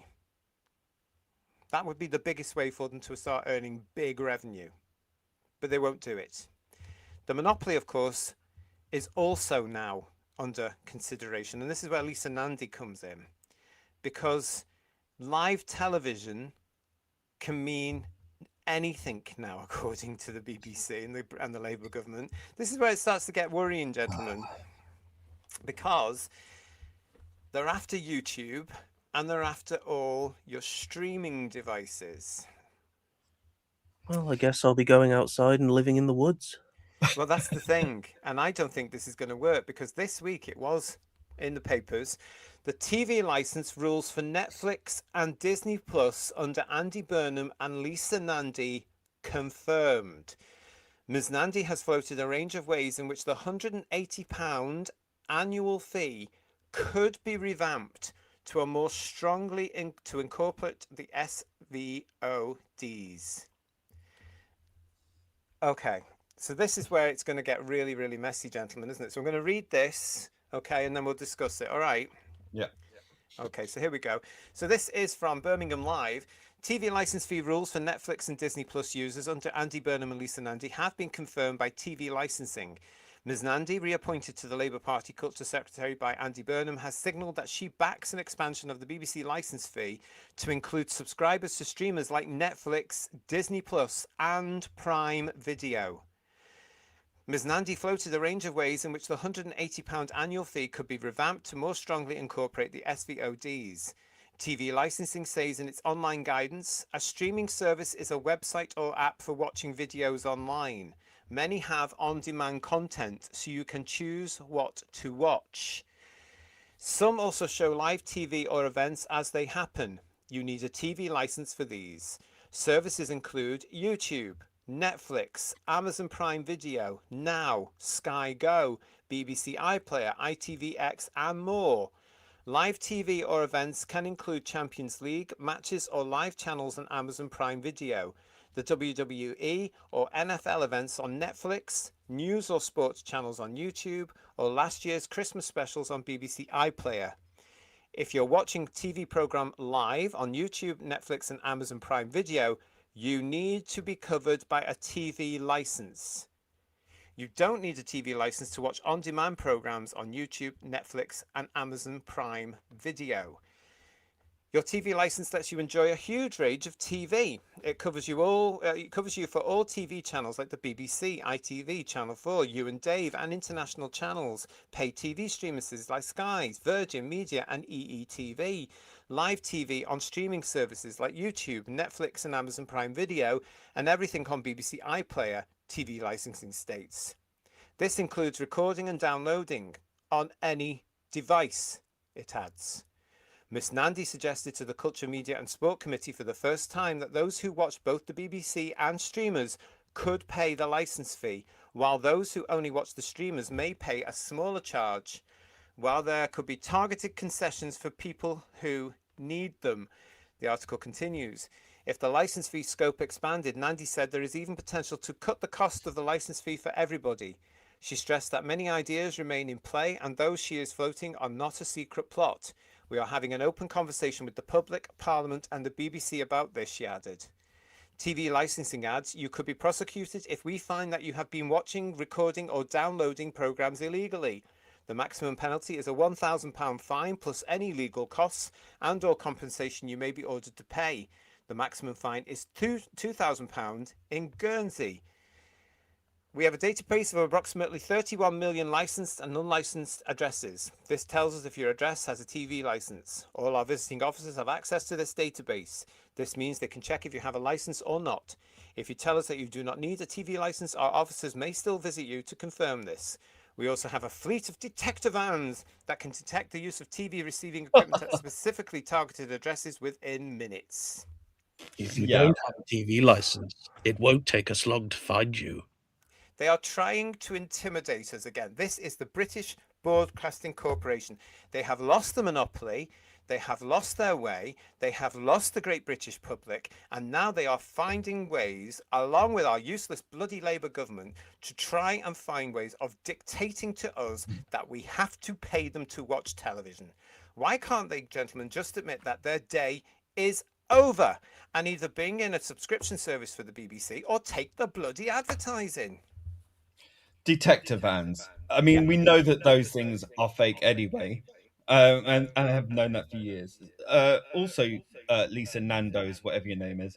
Listen, Nandi, yeah. Yeah, I would say to her, I chose not to want the TV license. I chose not to watch live TV. I chose not to watch BBC particularly, and any live channel.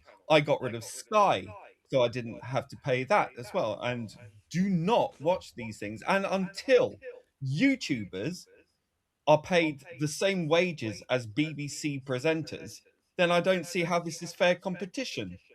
And quite honestly, I think that YouTube, Prime, Netflix, all these companies, American companies, I may add, for the most part, should sue the British government for it's basically a monopoly. So, Why should they be forced to pay towards a competitor for views out of a stealth tax like this? And it's not right. It's just there's no, and everyone who participated in that public consultation, I did that as well. I filled the thing out, and I found very craftily they put questions in there that had very complicated questions, and they framed it in a way where you could only answer in the affirmative, and the only way you could answer negatively was to skip the answer. And also on that survey they did, which was as I agree, it was totally misleading. I did it too. The only time you could ever type anything in, as I said to people on the channel, it was at the very beginning. If you missed that opportunity to type in what you thought at the beginning of the survey, you didn't get a chance to go back to it. There was one more. That's what they're counting on. There was one more space where you could write information down. Thank God. But if you had a sort of blinked and you'll miss it, because it's like a little thing and you can actually type a little bit more in there. Thank goodness I managed to cram that in. But we've got Avon. It's so very confusing, and they did that very deliberately. We've got Avon in the chat saying it's basically a TV tax. It always has been the license fee.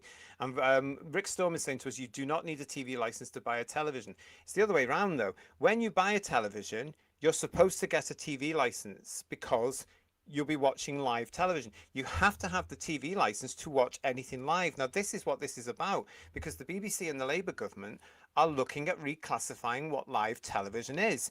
Once upon a time, it was BBC One, BBC Two, BBC ITV, and Channel 4, and then Channel 5 came along.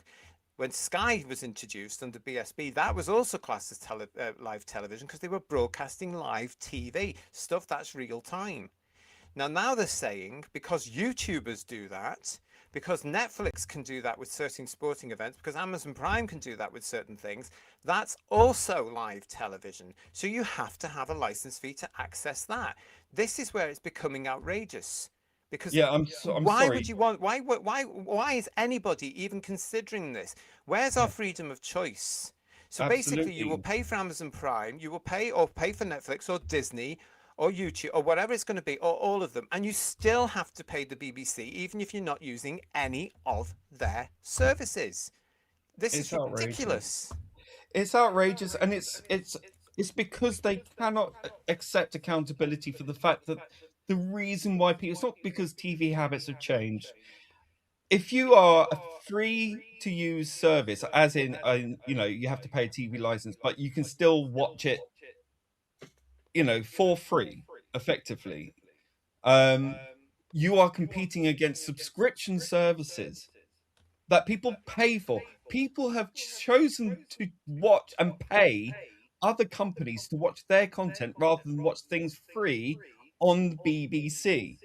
It's not because viewing habits have changed, it's because you're pumping out so much crap that people do not like and do not want, and have told you this over and over again. The BBC, who have said in leaked documents that they view us as the great unwashed, Yeah, that loathe us, look down their noses at us, have made it clear and have been at the center of scandal after scandal after scandal. People have had enough and walked away. Now you are going to, by force and coercion, force people to pay for you to continue doing what you're doing. I've got a massive problem with that. One of the main absolutely. reasons I did not want to have the BBC anywhere near me was because of their skewed news, their horrible pandering, and all this nonsense, this woke rubbish. And I've had enough. I don't want to be subjected to it, and I certainly don't want to pay for it. It's the same reason I stopped paying for Sky, because of the same reasons. And they just cannot accept that they are beaten, and they must. And the government, shame on them Yep. for pandering to the BBC. The It's to problem we've make got with sure that they are them. forever given a green light by the BBC, and are treated better than any other government that comes in after them. The problem is the Labour government that we've got now. I think the BBC are the top notch, and I think it's probably because the Labour government will side with the BBC will side with any of the Labour government policies It's going. stuffed with their own people. Yes, exactly. So it's all very sort of far left. Yeah. We've got Matthew Pounder in the chat saying to us they should be grateful that 80% of the public still pay the license. And you, Robert Payne, saying the renewal process already mentions live TV on streaming services and lists YouTube. Now this is what annoys me. That has been there, Robert, for years now. However, it is not on the official details of the government website. The government website is the one the BBC should be adhering to. The BBC have been trying to claim that if you are watching YouTube, you need a TV license for something like 8-9 years. It's wrong. It's another example of how the BBC have been lying to the general public to try and get the money in for And got away with it. years. Yeah, Yeah. and they should be held accountable for. And the fact that they have been doing that for years, why have they not faced a court proceeding? I don't understand why this corporation gets such a free pass. Well, we do know why, but it shouldn't. And I'm sorry, me watching Whose Views is not television. It's better No, we're than not. television, and No. I can choose when to watch it. Thanks very much. I was talking about this when this article came in with a friend of mine, and I was saying to him that they're treating small channels, because this could affect a lot of channels on YouTube, but they're treating everybody that goes onto a live streams, which is fun. It's part of the fun. It's part of connecting with other people. It's part of meeting people from all around the world. It's fun, but they're treating us like a television organization. We're Yeah. not television organizations. So Well, leave us alone. It's ridiculous. when you I or find I it get very paid, annoying that channels, very small channel. I mean, they would even what even if you wanted to watch a big channel from America, for example, they would class it as live television. What the hell has it got to do with the BBC or the UK government? This yeah. is another attack, I feel, on our very principles of our democracy in this country from these organisations. And this government, that as soon as from the moment they've got in, it doesn't matter who's in the big chair, all they've ever done is try to take away our democracy, our democratic rights, and dictate to us what we must do. Now, if this comes in with the BBC, as John Mason is saying here, I'd rather give it all up than pay the BBC. Yeah. This is how are they John? How are they going to enforce this? They Well, can threaten people all they want. There's a Sorry. problem. There's a problem. There's such a thing as password sharing for some of these things. So, someone who's got a Prime account, for example, they could have a family member on the other side of the country who has access to that password. So, do both people have to pay for the TV license when they're sharing that one password, or is it the one person who owns the password? Also, do YouTubers get the same pay as Gary Lineker? You know, for doing basically the And same thing. he's just gone off to Why are ITV we as paying well, their hasn't he? wages? You know. He's just gone off to ITV where he's getting more money allegedly. Yeah, Because well, he doesn't have to. They don't, as a different company, they don't have to tell people how much he's stop on. paying wages to these people to millions and millions of pounds, and then you wouldn't wonder why you've got so little money left over. Yeah. Stop hiring these people, and then stop passing the buck onto people who've made it very clear they don't want your services. The big question now is what would happen, because the BBC and the government seem intent on letting this happen. If YouTube is incorporated, I'll be off, said Rick Storm. James Ripley in the chat saying, I would hate to have to pay to watch YouTube programs, but having a very large library of DVDs, I could get by without it. Yep. And Bill Lowry saying, Netflix, Amazon and Disney Plus have already said no. If the government tries to force it on them, they won't tolerate the loss of customers. Now, that's the big thing, because there's enough people who still have the British attitude of, don't tell me what to do, thank God, that if the BBC license fee is enforced on us, they will cancel everything else and just say, switch the bloody thing off. Yep. And I would be that one will of them, happen. quite honestly. Yeah. Yeah.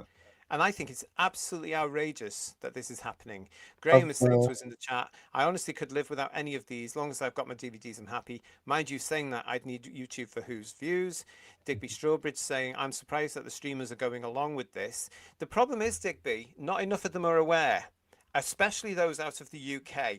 The big players on the platform, they need to understand that if they have British consumers, if they have British subscribers, they could be losing them, because a lot of people, especially the young generations as well, they no longer use traditional terrestrial television. They don't use the BBC. We've talked about this many times on our show. This is the reason that the BBC tried to open up, under the live button, 50 YouTube channels. That's what they're looking at, guys. What they will do is say, well, we've had these successes. That's live television. To watch our channels, you have to access it. And I've been saying for months now, if you see anything from the BBC that has that round circle that says live and you haven't got a television license, don't click on it. Avoid the BBC channels. Avoid if you don't have a TV I would license. advise preemptively just to go on all the BBC YouTube channels and click not interested, not That's interested. what I did. Not interested. Yeah. That's exactly what Block, I did, because I'm block, not block. interested. Yeah. Digby is saying to us, how will they enforce this? That's the big question. Somebody did say this week, and I've forgotten who it was, somebody in government who seems to have disappeared strangely, and I've forgotten who it was now, did seem to think this is unenforceable. But I've not heard back from that person or seen him anywhere else since. It could be on holiday, of course. John Pope is saying you can shove it. Quite right, John. Absolutely. Funky. Soon, it won't just be the telly we have to eat. It'll be the laptop and the phone too. And Avon is saying, BBC live television tax. I'm only rewatching my collection DVD and Blu-rays. Yeah. Well, that's the future. And Oh this is no, why Sony's trying to everything take that for away. ages, it's physical copies all the way. You know, physical. Don't do the downloads. Make sure you get the physical copies. Don't let the downloads take over, because they can Whilst they take the still make downloads away them. from you any time. Yeah. Whilst they still make them. I know. I heard what was happening with the gaming industry. Absolutely disgraceful. Crazy. Not my industry. Never been around it. Don't know much about it, but I do Jack understand the knows more concept, than and I think it's either of us. disgraceful. Yeah, shocking.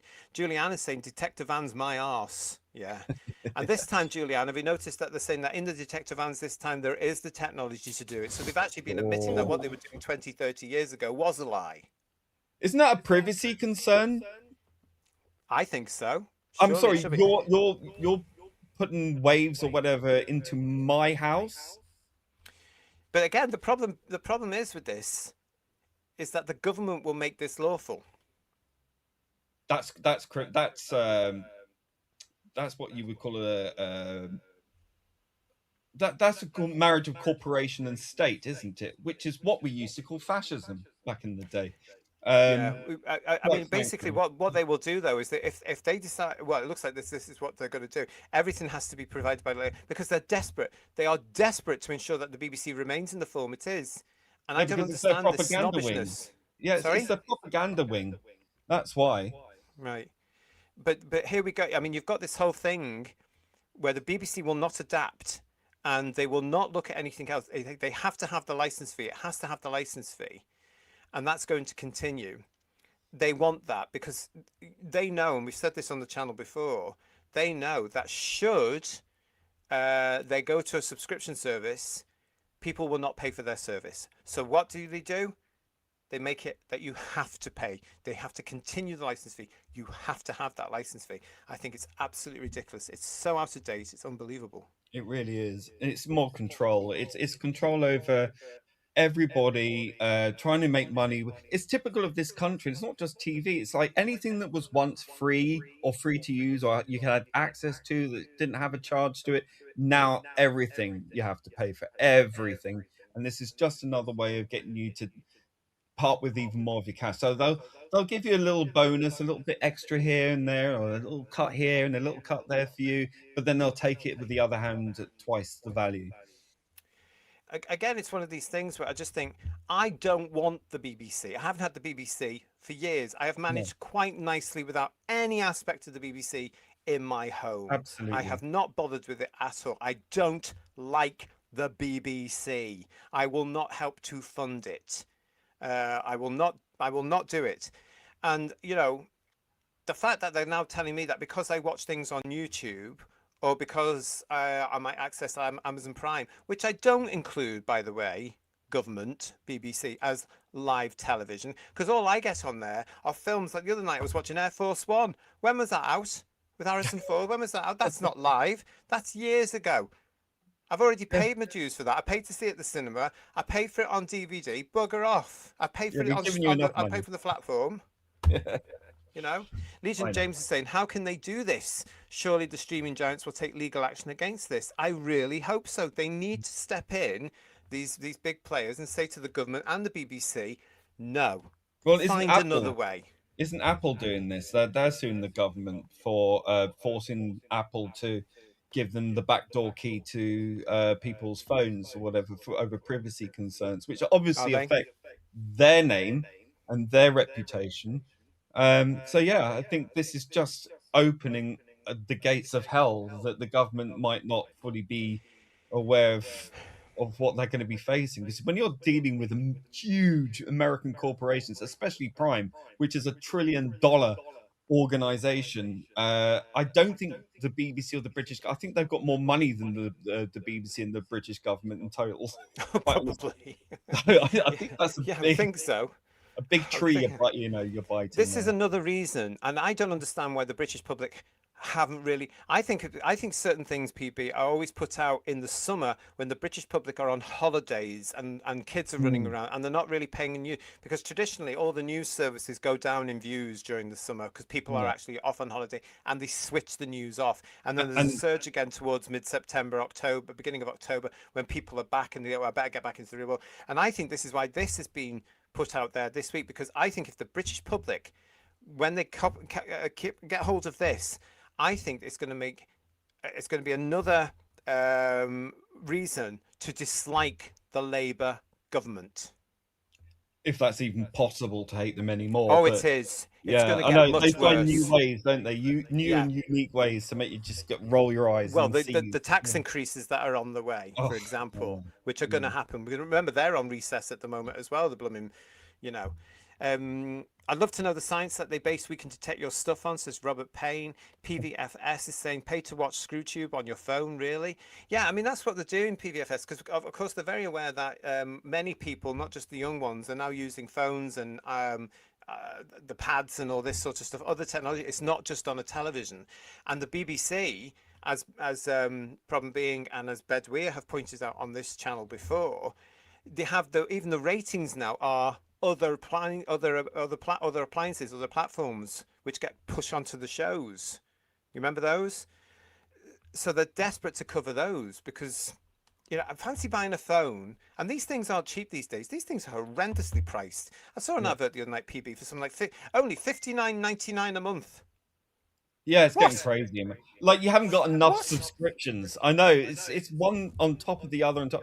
I've heard now that even some of the large streaming services are starting to do like what Sky did, which is like having different streaming services under one umbrella. It's Yeah. almost as if it's like going back to the old days of, you just switch the thing on and you go to the one thing, and you're still paying Well, whatever it is. But again, I'm showing my age on these things because this, to me, although it's got all these little things like a camera and stuff like this, and I can message people and stuff on it. It's a phone. That's all I mm. want. I don't watch television on it. I don't like all these bloody app things you can get on. I don't bother. It's a phone. But when I iPods are saw coming this back. advert the other night saying only for $59.99 you can get all this, oh, who the hell is paying $59.99 a month for a mobile phone? I know.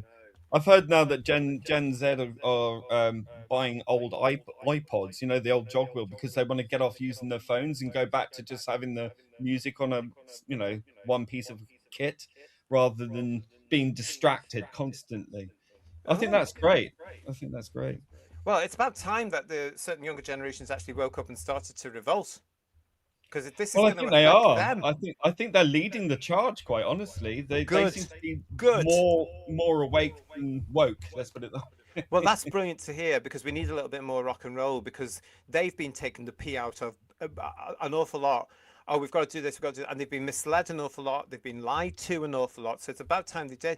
I mean, they're all banging on about not being able to get houses and stuff, which is true. But if you're paying anywhere between £59.99 a month for your mobile phone, stand up and start revolting because that's ridiculous. My first mobile phone, when I started selling them back in the days of analog, was something like $9.99 a month. Yeah. Yeah, Remember, it's a quid to send a text. God. exactly. Yeah. Margie, thank you so much for your 2 joules. After the show, I'm gonna look at what that is exactly. Jack said that he had to go because the PC was acting up. The Oh, laptop. no worries, no problem.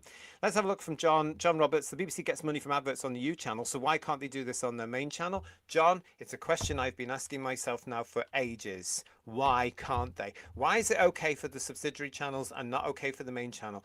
Yeah. I think it's snobbery. That's the way it's always been. Well, you used to think, well, at least the BBC had standards, but they have no standards anymore. Anyway, so I mean, they used to laugh at ITV for being sort of the cheap, tat stuff, and now everything that they produce is cheap tat on the BBC. So Absolutely. what are you going to be snoopy Absolutely. about? We say this a lot here on this channel. The BBC is not what it was when we were growing up. Not what No. it was at all. The quality has just gone because it's all cheap, lazy Italian soap operas. The BBC gets money from advert. Oh, so yeah, thanks for that, John. Phil Roy saying to us, under a Freedom of Information Act, could you question if the TV detective fans actually being able to do what the BBC says they can is genuine? Yes, I'm sure you can. Good luck with that. Every time I've filed a freedom of information request, they've always managed to find a way to get out of it. So, Have they? yeah, they're very crafty. I So wouldn't what's the trust point them. of that then? Yeah. It's something else, isn't it? There's this whole Well, nonsense if you look going at on. paragraph 15 of section C, then you'll see that, we don't actually have to answer that question. Yeah. They're very clever, these people, aren't they, with their lawyers? John, the Oh, computer doctor, good to see you. TV detector fans do not work, and they never did. They never did. No, they're all rubbish. Will these companies get a share of the tax brought in, says Bill Lowry? The big answer to that, of course, is no. It all goes to the BBC. You Robert Payne saying, if I lived alone, I certainly wouldn't have a TV license. I don't, so I'm paying installments. Well, fine, absolutely. I mean, this is the other thing as well. Up until recently, they were telling people of pensionable age you have to pay, which was never the way they used to do it, simply to make up for those people that didn't pay. And now they've said, oh no, the pensioners are going to get it for free again, quite rightly. But I've said this before, PB. I'm going to say it again. How many people now come into the country and don't realise that they have to pay the BBC for their television? Mm-hmm. And what are they going to Well, do about it? Nothing, because it'll go against their DEI ethics. yeah. Well, they don't pay for anything; they just get paid. Or Let's they be nick honest. them. They Yeah. nick things. I've seen the videos in Greg's, and not just of the seagull, by the way. I know, right? Yeah, yeah, Absolutely shocked. Greg's have now have to have these blooming robot type things at they're installing these robot type things in the big cities at the stores. I don't know what they do because I only saw it briefly today, but security. Exterminate. But yeah, it did remind me a bit of a Dalek. Yeah, I just thought that's it. You're going I to get saw the shocked when you robot watch it. cleaner in my local Morrison's. I thought, oh my god, it started. It started. Lots of you in the chat on this subject as well. I told you we're going to keep coming back to the BBC and its future and all these sorts of things, and we're going to keep on doing it because this is outrageous what's going to happen. And this is another example of where Britain is today. We are being controlled by a dictatorial government, in my opinion. And Agreed. everything is controlled, and everything must be controlled by them, including your posts on social media, your thought processes. And yet, if they agree with certain things, they'll turn a blind eye to you. And I'm Yeah. talking about the whole nonsense with those idiots waving flags for all sorts of things, the far lefties. Oh We're god. going to Yeah. come to that in a minute. Topol, nice to see you, Topol. Topol, is she inferring if you buy the TV license, you get free Netflix or Amazon? No. What she's inferring, what they're saying, Topol, is that you have to have the TV license when you are paying Netflix, Amazon, Disney Plus, or any of the other things that you have to pay for, because they will change the law and the wording of the law to say that those subscription services are live television. That makes sense. Yeah, yeah, but it's again expecting people to, constantly pay hand over fist for subscription after subscription after subscription, more and more tax, higher energy bills, more increases in this, that, and the other. People can't keep doing it, and they can't saving on the TV license. It's not just because the BBC has absolutely nothing worth watching anyway, but it's the fact that it's just another expense for something that they don't actually really need when they're already struggling with things that they do need. And the only sort of form of entertainment they can watch that is for free is YouTube. I'm not talking about Prime or Netflix. Fine, I guess if you want to put that into that on top of everything else and people can afford to pay it, that's great. But there are people who just watch YouTube. It's Yes. free, Yes. and it should be at least Yes. some platform where you can escape to that is free. If you take that away from people because you're forcing them to pay a TV license for it, you're going to increase the incredibly terrible rates of mental health problems in this country as it is.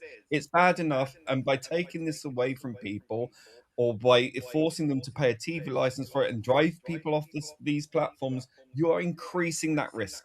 It's a And really huge mistake.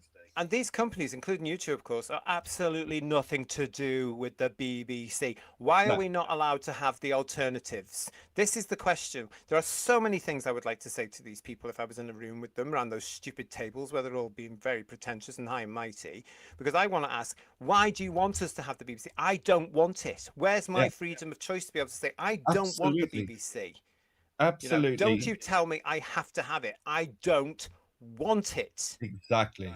So, Exactly. YouTube is a lifeline, as you're saying, for many, many people. It has Yeah. brought, look at our channel, it has brought loads of us together. It has introduced us all.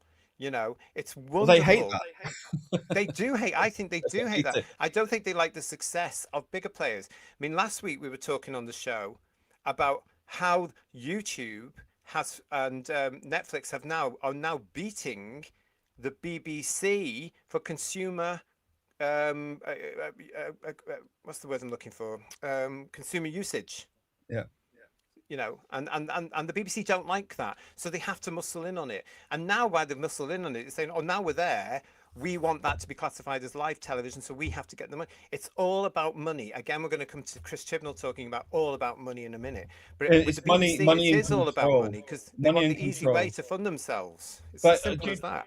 Julianne Goodwin, 30, there brings up a point. She talked to Legion of James about 1984, and mentioning the Fabians. Now, of course, the Fabian Society are quite a well-known secret organisation, you know, inverted commas secret, who are very much the think tank behind the idea of the TV license and all of this controlling your watching habits and forcing and controlling, coercing, and all this other stuff. With all this wokeness and all this, it stems from people like the Fabian Society.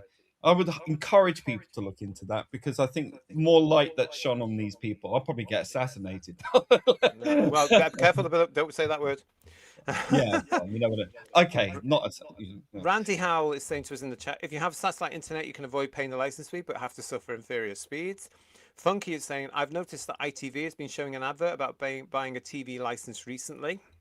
That's Hmm. shocking. That's absolutely shocking that the BBC.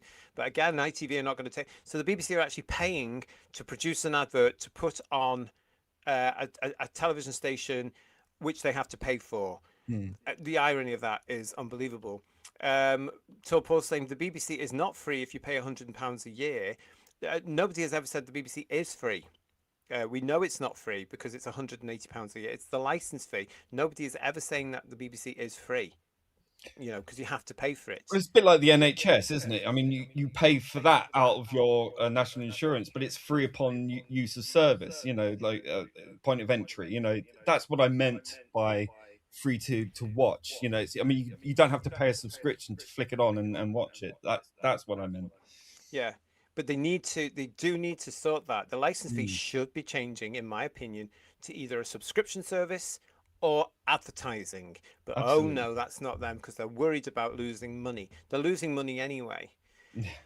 Stop spending money on these idiot celebrities, then you know that you keep foisting on us. Get rid of the DEI department as well. How Yeah, many millions was that costing them that we get reported rid of on your this middle show? management. Yeah, There's, cut I it. mean, there are over 200 BBC redundancies occurring right now, as we know. We've reported on. Not enough because it's No. well overstaffed. It's not enough, and now they're going to obviously push it all onto us again. They're determined to get every household in the UK paying the license fee. They are coming for Well, us. if a YouTuber can sit in front of a camera with a microphone and a camera and get millions of viewers, for example, what is the BBC's excuse for pumping out shows like this? You know, the 6 o'clock, 1 o'clock show, whatever it's called. You know, the one show that. Right.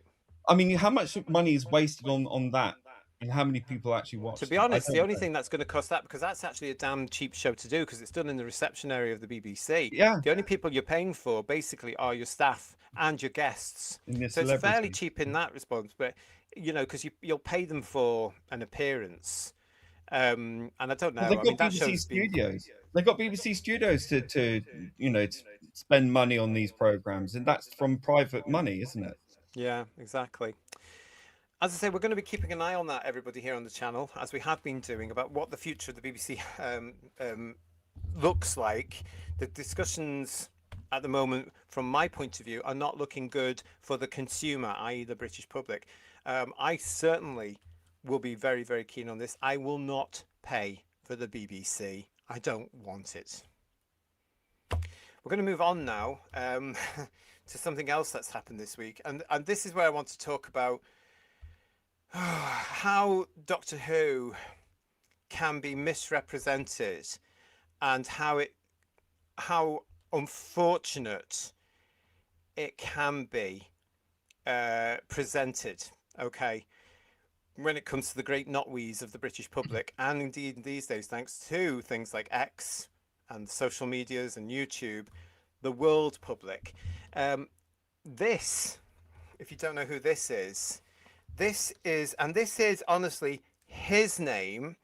This is Q Manaviva Nanu, or Nano. I Of don't know course how it you is. say it. Don't really care. This fella, I have no time for at all. Now, this guy, if you don't know about this, this guy has basically been in the country for 10 minutes. He has been since, as a student, still studying at a Scottish university. In the last round of the Scottish government elections, he stood for the Scottish Greens and was elected into the Scottish Parliament. He is now a Scottish Member of Parliament, an MSP. Crazy. It is crazy. He's not even British.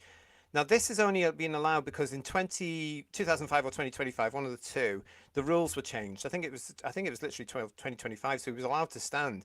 And the idiots, of course, and I'm going to use that term because the Scottish Greens are as bad as the Green Party. They're so far left.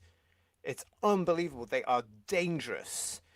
Now, this idiot as well also calls himself non-binary and also trans, apparently, allegedly, as well. So he's one of these nutters. And this, over the last few days, there have been lots of stories about. Now, there's been stories about him before because a lot of people were complaining he shouldn't have been allowed to have run for government and got in, which I totally support and agree with. He shouldn't have done. He wasn't born in the country, so why should he be allowed to? But have a look at the Scottish Parliament, quite frankly, PB, who viewers, it's a mess. It's a DEI nightmare. Not one of them, there's a majority there not even representing Scotland because they're not Scottish. You know, well, they're how probably this has been. representing the Middle East somewhere. Yes, and there's a lot of them doing that. And it's all because of DEI and all this sort of far left, which I'm finding very boring now. Tolerance, acceptance, inclusion. I'm over it. I am bored with it all. No, Yeah, I say. so And this tolerant, guy, for yeah. me, should be fired and thrown out the country. I don't care if he's studying here, especially after this. Now, we have to be careful here, PB, because we can't say this word. Okay? Right. But I'm going to show you this. Now, this has appeared in lots of papers over the last couple of days, including the Scotsman, the Telegraph, the Sunday Times today, where this Scottish Green MSP, and I'll say his name again, it's Q, the letter Q, and then Manny Van Nan. The non-binary Scottish Greens politician, non-binary, again, I'll just reiterate, if you are a human being, you cannot be a non-binary. It is a mental illness. The non-binary Scottish Greens politician has been told to retract comments that the R word is a spectrum of things that constitute that one homogenized word.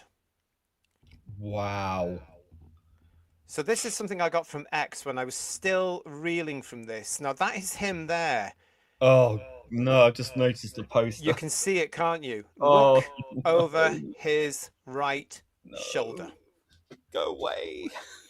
So what this tweet from somebody called the Mercian on X has come back is saying, Q Manivannan, a non-binary migrant member of Scottish Parliament for the Greens, has said that serial R words are, in quotes, demonized in society, and that R word is a, quotes, spectrum. This was on I think it was a recorded show, which is also, I don't think it was on this platform, but it's around and about. And he was being interviewed, and over his right shoulder is a Doctor Who poster. Of course. Of course. There's a lot of damaged people in this fandom, aren't there? Let's be honest. What worries me about this is not only are there damaged fans, and we know this, but that has now been shared around the world. Yeah. And it's another element for me of what we used to call brand damage. Yep. You know, because people will look at that and go, oh, here's a Doctor Guilt by Who fan. association. Yeah. Yeah. Do you know what I mean? It's a really bad. I mean, we've had this before, haven't we? With a certain person, who was a Doctor Who fan back in when he was a child, the famous Welsh choir boy. Yeah. you remember. Yeah.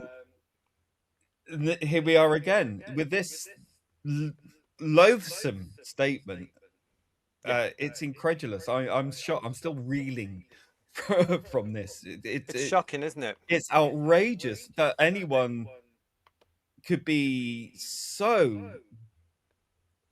I don't even know the word. It's so disgusting. It How is. you can say that with a straight face? I mean, obviously, we're not talking about someone who comes from a culture that believes that this is incredibly wrong, and that should be a worrying thing in and of itself. What are we importing that has views like this and think that that's acceptable in this country or any country for that matter? Is deeply worrying. And I dare say that this pushback is going to be very lightweight so as not to offend. I Yes. have the feeling this is going to be handled in a way that is going to be, "Mm, well, he said some things that we don't quite agree with, but mealy, mealy mouth, and it's going to just kind of be brushed under the carpet." I can imagine that Yeah. that is exactly what's It's going on. another case of where Britain is today, Yeah, because this is disgusting. What this man has it's said is degenerate. vile. It's It's degenerate. disgusting. But the Yeah. Scottish government has been for many years now infected by far left ideologies and policies. And the stories I could tell you, but I'm not allowed. There are. I have had this for years now. I have had this for years, and I know how badly infected it was. And when you look at the players that are in there now, that's where it's got to. This is the pinnacle of this DEI obsession they have, where practically everybody in there is not even bloody Scottish. So what on earth are they representing? Why are I mean, there's several of them I'm always arguing with on X, for example, because they are not looking at Scottish issues. They're looking at issues in the bloody Middle East. They're looking Yeah. at things out of the UK. They're always banging on about it, and I know that's the same with the Westminster government as well. Yeah. I just look at the public and I think, are you crazy? Are you utterly Yes, they are. stupid? What are you doing voting for these people? It's because these people are just wanting to be seen, in my opinion, the right sort of person. Oh, we've got to be tolerant, because it's been drummed into us for nearly 30 years how people will enrich our society, how people need to be more open and more tolerant. You're xenophobic if you don't agree with this. And I've got to the point personally, PB, where I just think that I'm so over this, because all it's done is destroy the country I grew up in. This And is that's why not the they're Britain doing it. I know. That's why they're doing it. They're doing it exactly for that person, especially I think in Scotland, where we see woke central. I think them in Manchester seem to be vying, or Bristol seem to be vying for the hubs. But I think ultimately it's because anything the English do, they want to do the exact opposite. Oh, all the Um, time, yeah. but I think there's a lot of that. I think it's quite tribal in a weird way, but not in the way that's actually going to benefit them in the long run. Let's put it that way. And I think that they are being incredibly naive to the point of utter stupidity, frankly. And I don't know what to say to you really, apart from get the hell out of there. Frankly, I just don't know. Absolutely. Well, no, I well, I mean, wouldn't. I wouldn't move to England, because England is a complete. It is very expensive to live in England. It's messy, and well, that's also, also quite true. frankly, as well, it's not the England I was born into. No, Quite no, this is frankly, true. I moved out of London. Scotland's Yeah, not that bad.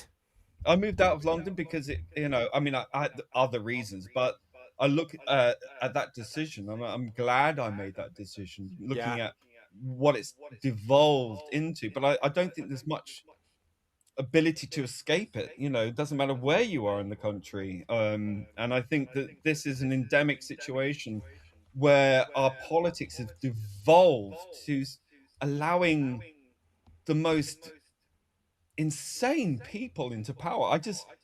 You remember when politicians, even if you hated them for whatever reason, though they're on the wrong side or whatever, you did not like them, you could not say that these people were devoid of some intelligence, No.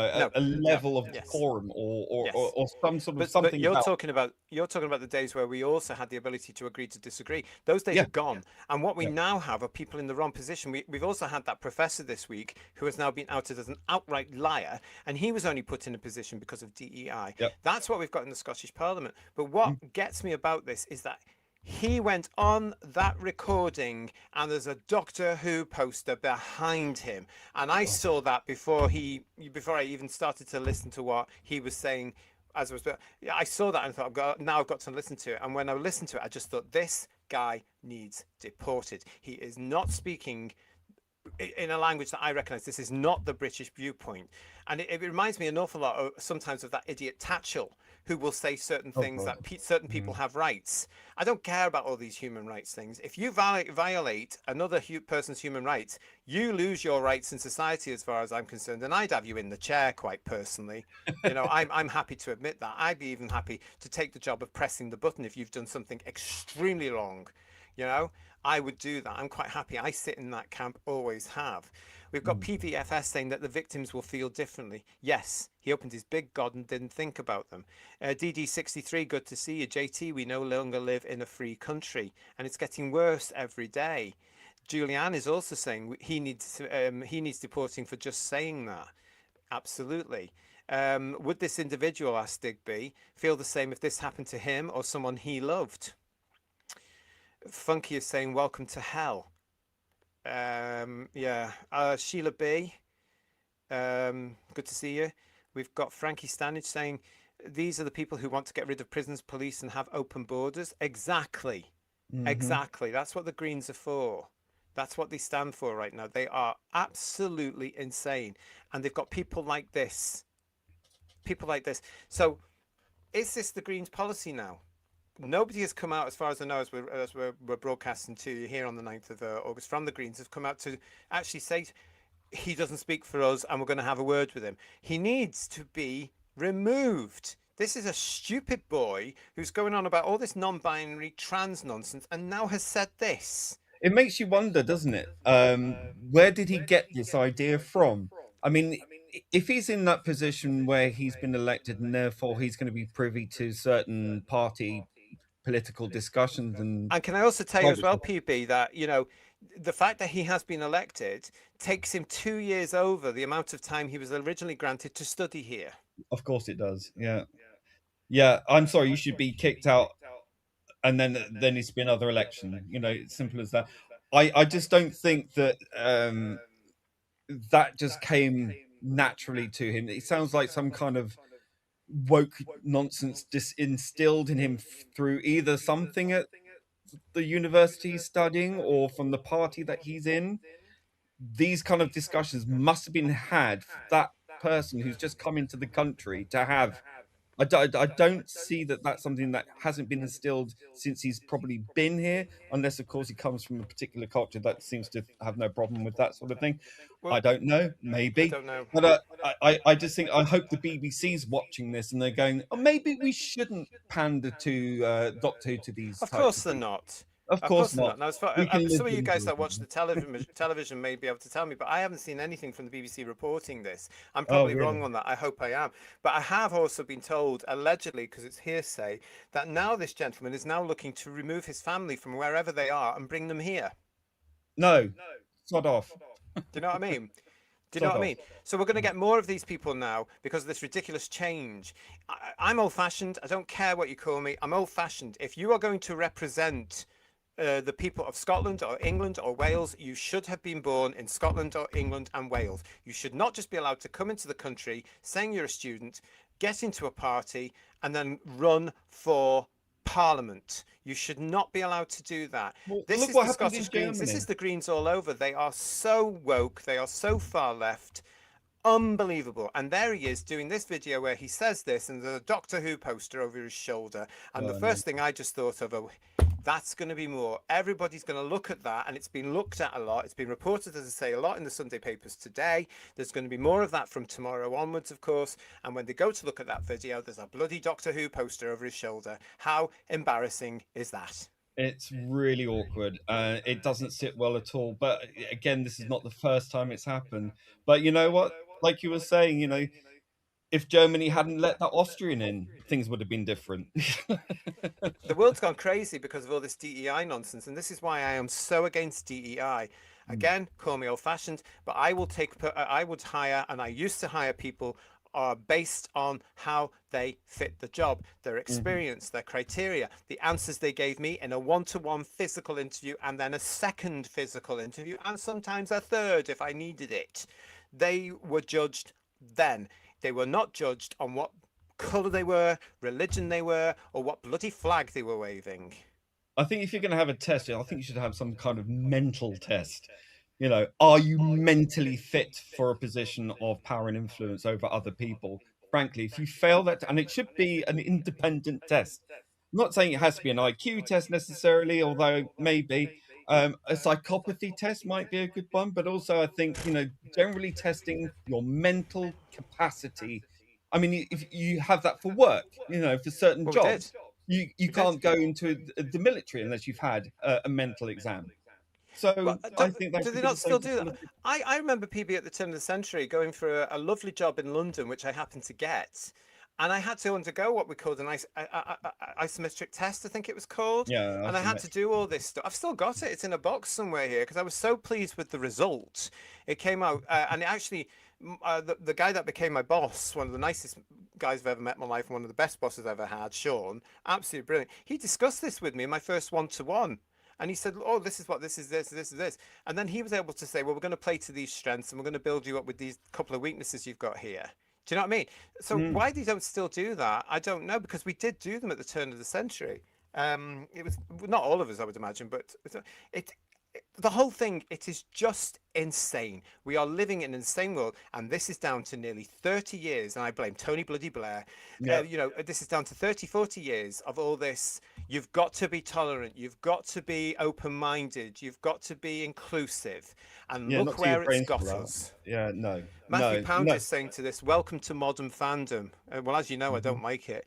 Legion of James, hats off to you boys, JT and PB, for talking about this so professionally. I probably have said something that would have the stream removed. I've been so angry ever since I heard him say this. Now, of course, Legion of James is in Scotland as well, so he knows firsthand, as many of Mm. you will from Scotland in the chat, as to what is going on and what has been going on in our government. And this is why I would say as well, PB, and I've been saying this for a while, not just on the channel. If I was in Andy Burnham's shoes, not only would I be able to do a better job, not only would I get rid of all the nonsense, but I would also axe the Scottish and Welsh governments because Yeah, they are bloody useless. How much money have they wasted? I can't really speak for Wales, but for certainly in Scotland, I have seen them waste millions and millions of UK taxpayers' money, wasted millions on projects and things that just do not work. And I some of think them have been DEI focused, PB. yeah, I think a lot of these the devolution process has been an absolute cipher to allow for seditious organizations and groups to enter into power. And I think that that is where all these weak points have come through. You allow radical socialists to get into these places, take over, and do commit acts of sedition, which is treason, frankly. And that's what's really been going on. So rather than giving more power to the people in those regions, they've effectively created their own little empire, Yes, um, yes, yes. and corruption Yeah. has just filtered through that. Yeah, it's shocking, but that's where we are. But again, this is the story that's been around the last couple of days. The Sunday papers have really made a meal of it. I don't think this will go anywhere over the next couple of days. Certainly, the Scottish government and the Scottish Greens need to react. Now, let's bear in mind they all are on recess now, very conveniently. Oh As I yeah, say, a lot of the stories that are always out in the summer are of incredible political importance, and there's nobody there to ever deal with yeah. them because they're all on bloody holiday. But this needs to be looked at. This man, his name is Q Manivananan or whatever, needs to be removed. He has to be removed. The Scottish Greens, you need to be ashamed of yourselves for many, many reasons, Maggie. Lots of many of reasons there. They are absolutely vile. Philip Tassini is saying to us, the authorities in the UK are infested by these bile of shite lefties. And Miss Crow, hello to you, another dirty green. The R words need to be put down. So do people like him? Down and out of our society, please. Exactly. I have no, for people like that, of course, I don't care. I think they've given up their rights. So why these people are always banging on about human rights, because they get away with all sorts of things, as Yeah. we know in our country now, because you can look at any paper, any news report, apart from possibly the BBC, and you can see the reality of things that are going on. It's shocking. The one that PB was talking about, again, he's been causing all sorts of problems in prison. Anyway, and he's been forgiven left, right, and centre from Microsoft. Marie UK, how are you, lovely? The countries that used to be the proudest and the most masculine are now the worst, like Scotland, France, and Australia. Yeah, I totally agree. Legion of James again saying the Green Party have gone beyond being the Trojan horse. They are a full-blown open danger to our country. Gavin Graham, it's good to see you. There was a Dutch guy who'd been a Green councillor when in England. He came to Scotland early 2010s, took one look at the Scottish Greens then and joined the SNP. Both parties are now far worse. Yeah, I think I know who you mean by that as well.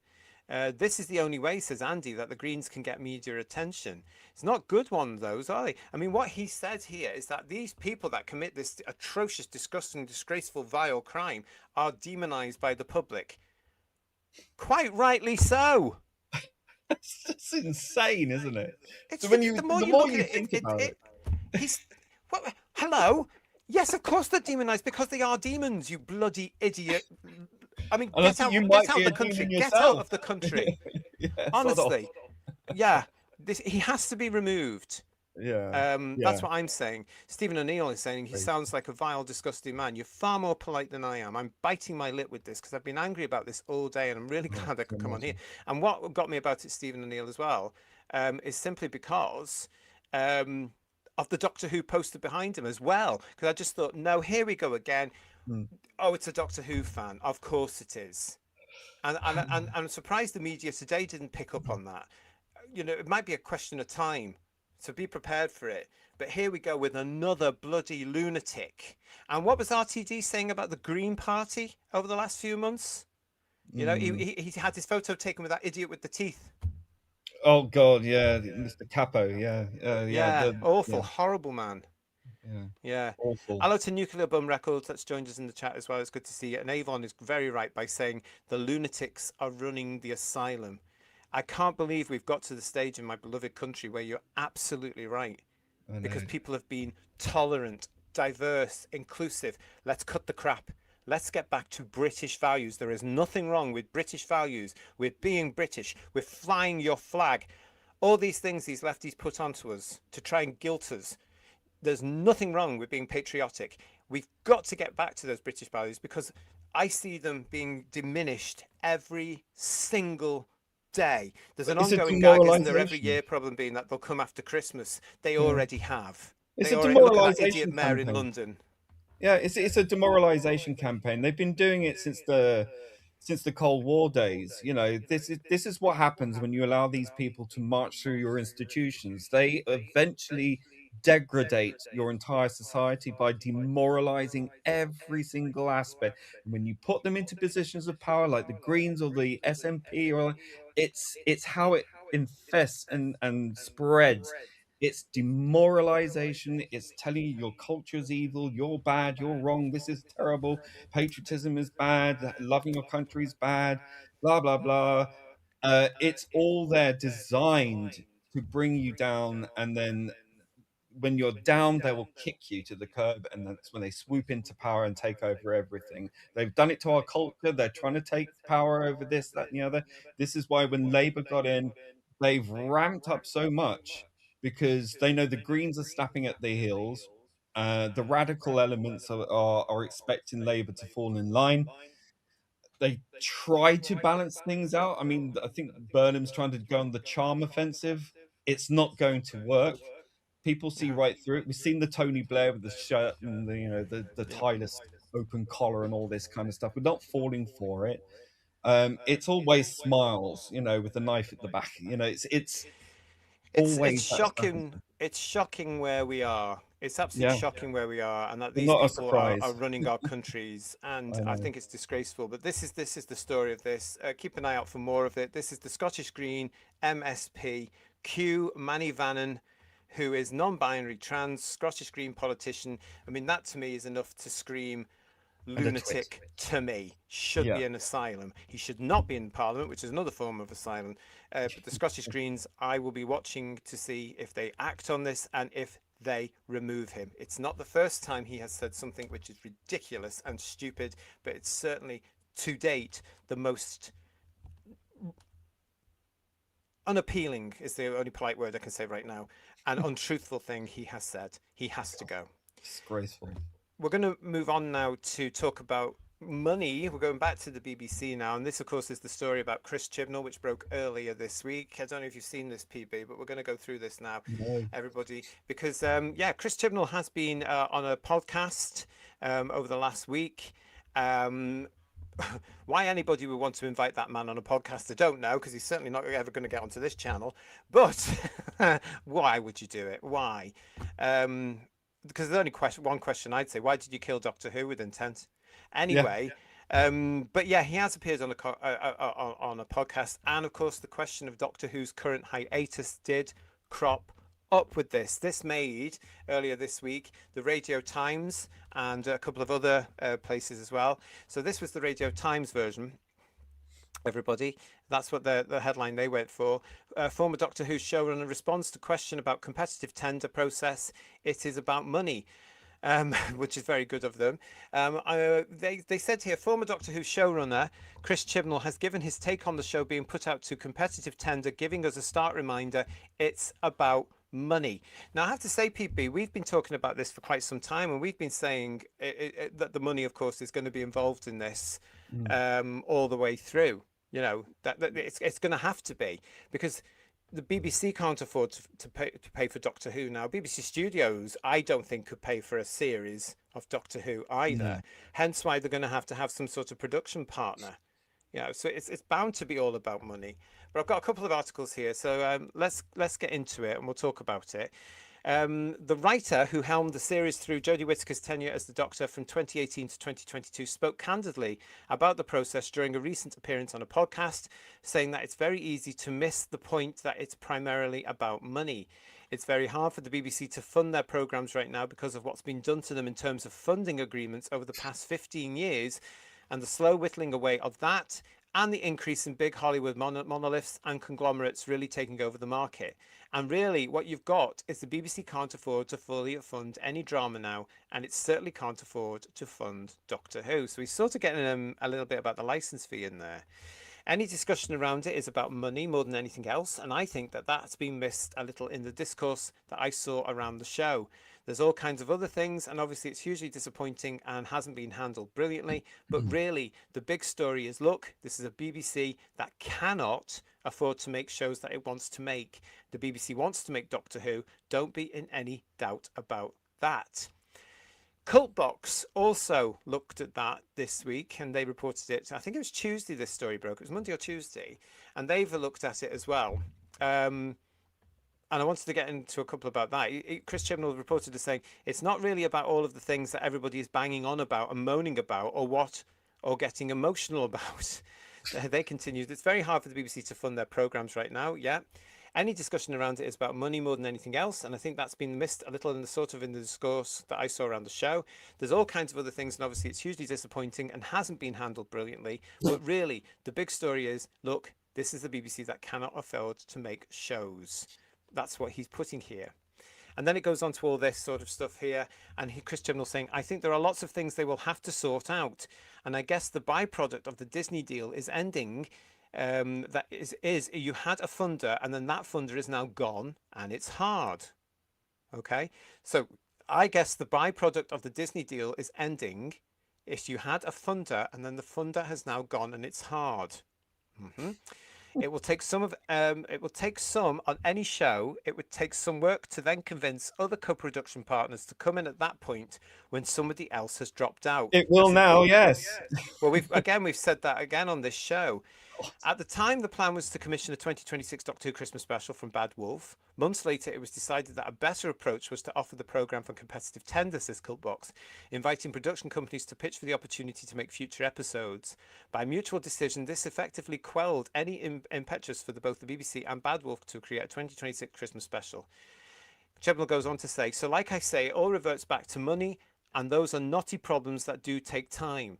And in an ideal world, it wouldn't come off air while you're sorting that stuff. And then he carries on to say, so like I say, it all reverts back to money, and those are knotty problems. If I'm in a production company and I'm looking at things that are going out to tender, what I'm going to want to know is, well, what's the budget? How many episodes? And where's the funding coming from? And until that's sorted, you really can't move forward for it. It will need new people and a new generation to really kind of redo it and make it new again. That's what it always needs. Always needs to be new and exciting and surprising. And you know that by taking surprise is really important. Chibnall was quick to say that he has neither intention to pitch to the Doctor Who tender nor interest in writing future episodes of the programme, so you can all breathe a sigh of relief. I'm not going anywhere near any of that process, just in case anybody misreads that. Absolutely not, he said. I won't come back for a guest writing appearance or to run it. Thank God. Yeah. Okay, so this. I only know Chibnall, of course, because of his Doctor Who episodes pre Jodie Whittaker, and they were rubbish. I didn't really like them. I don't remember much of them, and I don't I don't rate them basically. No. But he is actually, in a sense, here he is talking what I would term common sense and truth. And again, it seems to be AMPB at that element of the fandom that has, over the last couple of weeks especially, been so loud on social media. Where's the tender process? What's the BBC doing? Why isn't the show going on? Why is Billy Piper not involved? What's happening? It's like I said last year when I predicted that this thing was going to come off the air last year with the reality kitchen sink. They are having their meltdowns because they don't know how to deal with the fact that they're not getting their fix. Yeah, but who could have seen it coming? Quite a lot of us, actually. Yeah.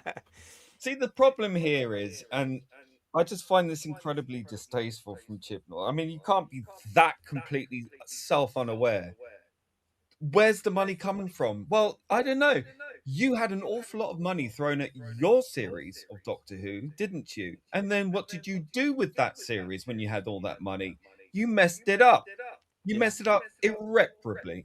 Now, the BBC, if they weren't full of this DEI nonsense and producing this naff rubbish, they wouldn't be in this position. Yes, the market is more competitive. Yes, there's more streaming services. Yes, there's more channels and things on offer. But the BBC frittered away its hallmark of quality on rubbish, on a political ideology that sunk their organization, and they've got no one to blame but themselves, not the competition.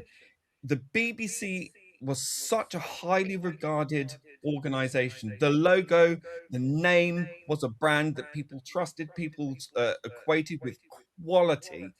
It was never always about the money then, when it was quality programming. It was always about the quality of the acting, the stories, the writing, all of that stuff. The production quality was great because you had talent to make cheap look good and expensive.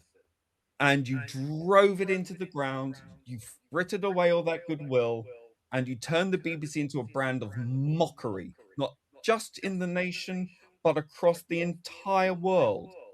And the BBC and Doctor Who, for me, I think is synonymous with failure now. Synonymous with wokery, with nonsense, with political jargon, and all this rubbish. And Chibnall led that charge. I think more through incompetence than intent, quite frankly. Oh, I don't know. I don't know. I think a lot of it wasn't. I think a lot of it was intentional. I think he went out to upset a certain amount of fans, and he did that. I think he knew what he was doing. I think that he wanted to appease and appeal to that lot, but I don't necessarily. I think out of all the showrunners, he's the only one who's kept his mouth shut in terms of attacking fans overtly, anyway, to my knowledge. Which I will give him credit for, actually. But I will say, when he's sitting there wondering, how's this going to happen? Where's the money going to come from? I'd love Doctor Who to continue.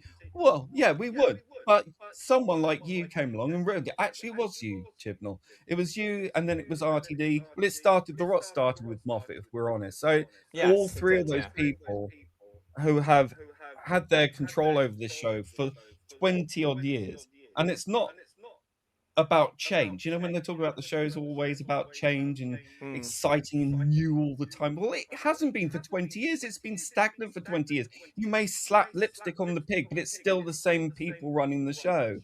yeah. And unlike the original Doctor Who run, where you had all this wonderful talent coming for 3 years and going after that, and then someone else coming along, it gave it real renewal. But it knew what it was. It didn't try to change the format, it didn't try to change the main character, it didn't try to destroy everything that went before, but build on it.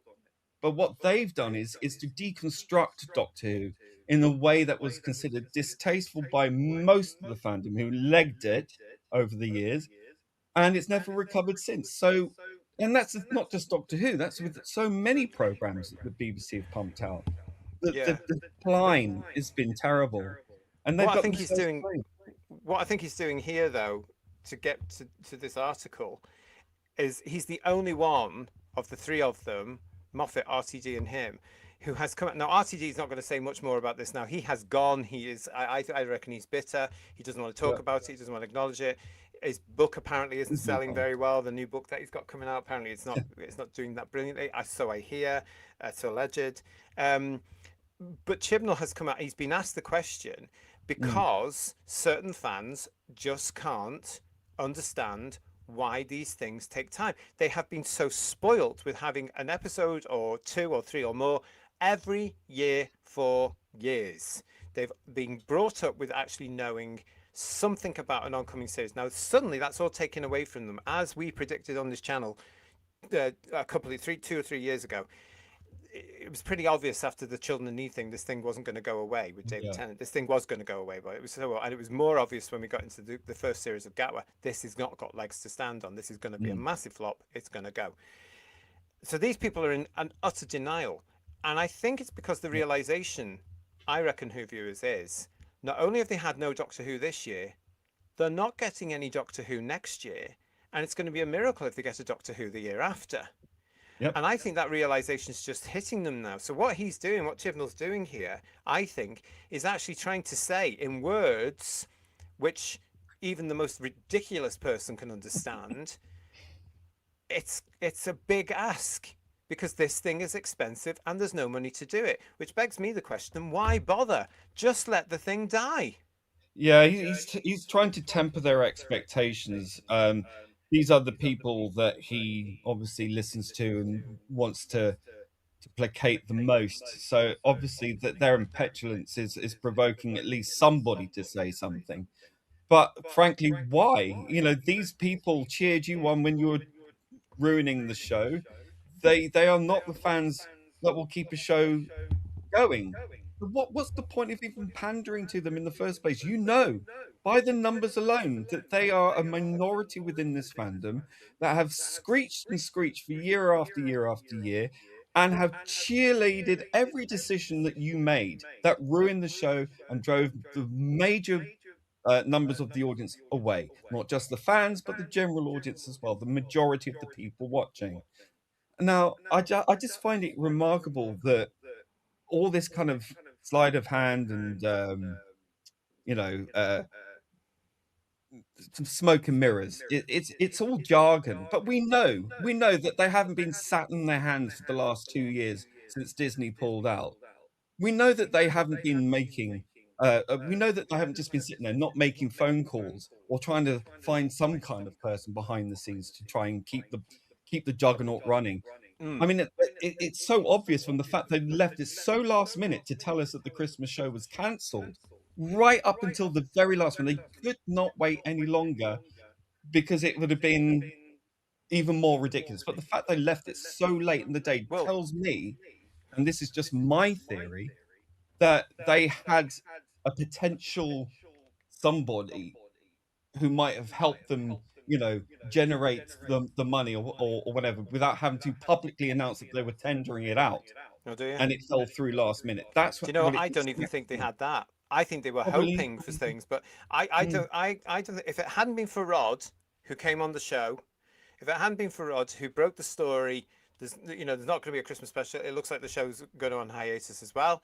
And good evening to Rod. I know he's watching, but if it hadn't been for Rod, I don't think the BBC would have even have told people. I think they may have just let it slide, or they may have done something around about now, because his story comes out on that Monday.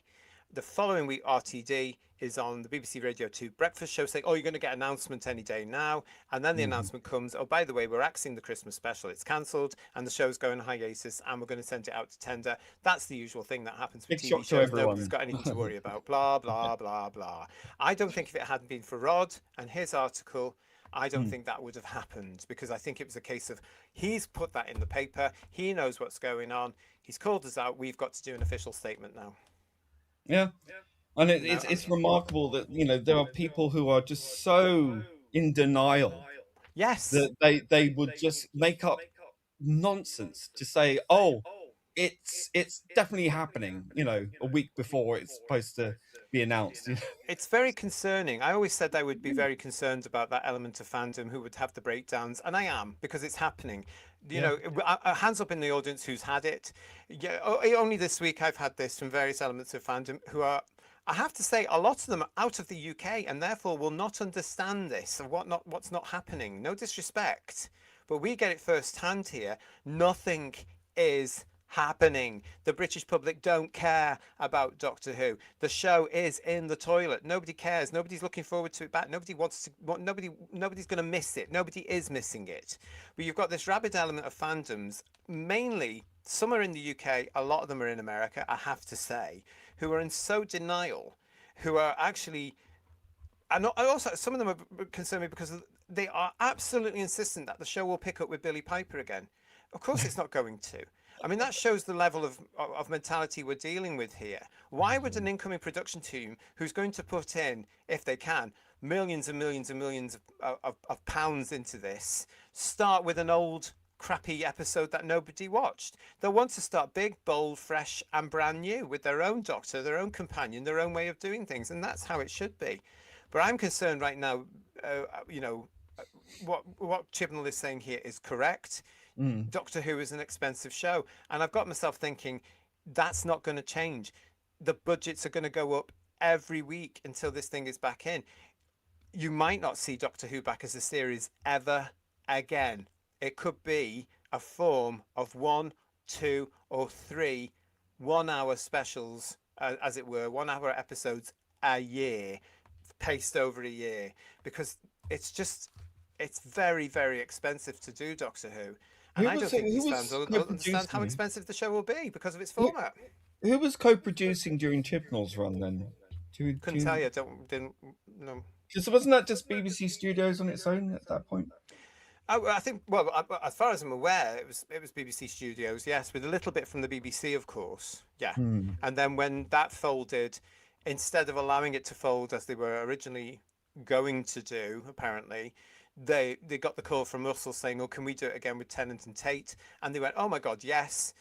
And while they're filming those under the same thing, of course, Disney then got involved, came in and invested, and then they messed that up completely. Yeah, they But were he's out very actually quick. right to say, and this is where I think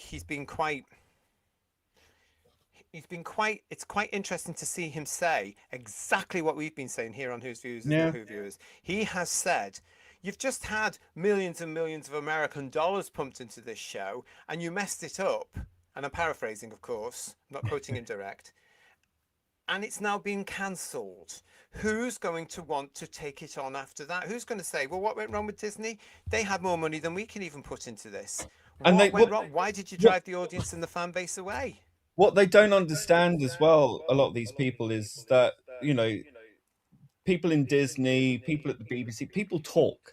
Industry types talk to each All the other time. about them. Yeah, So all the time.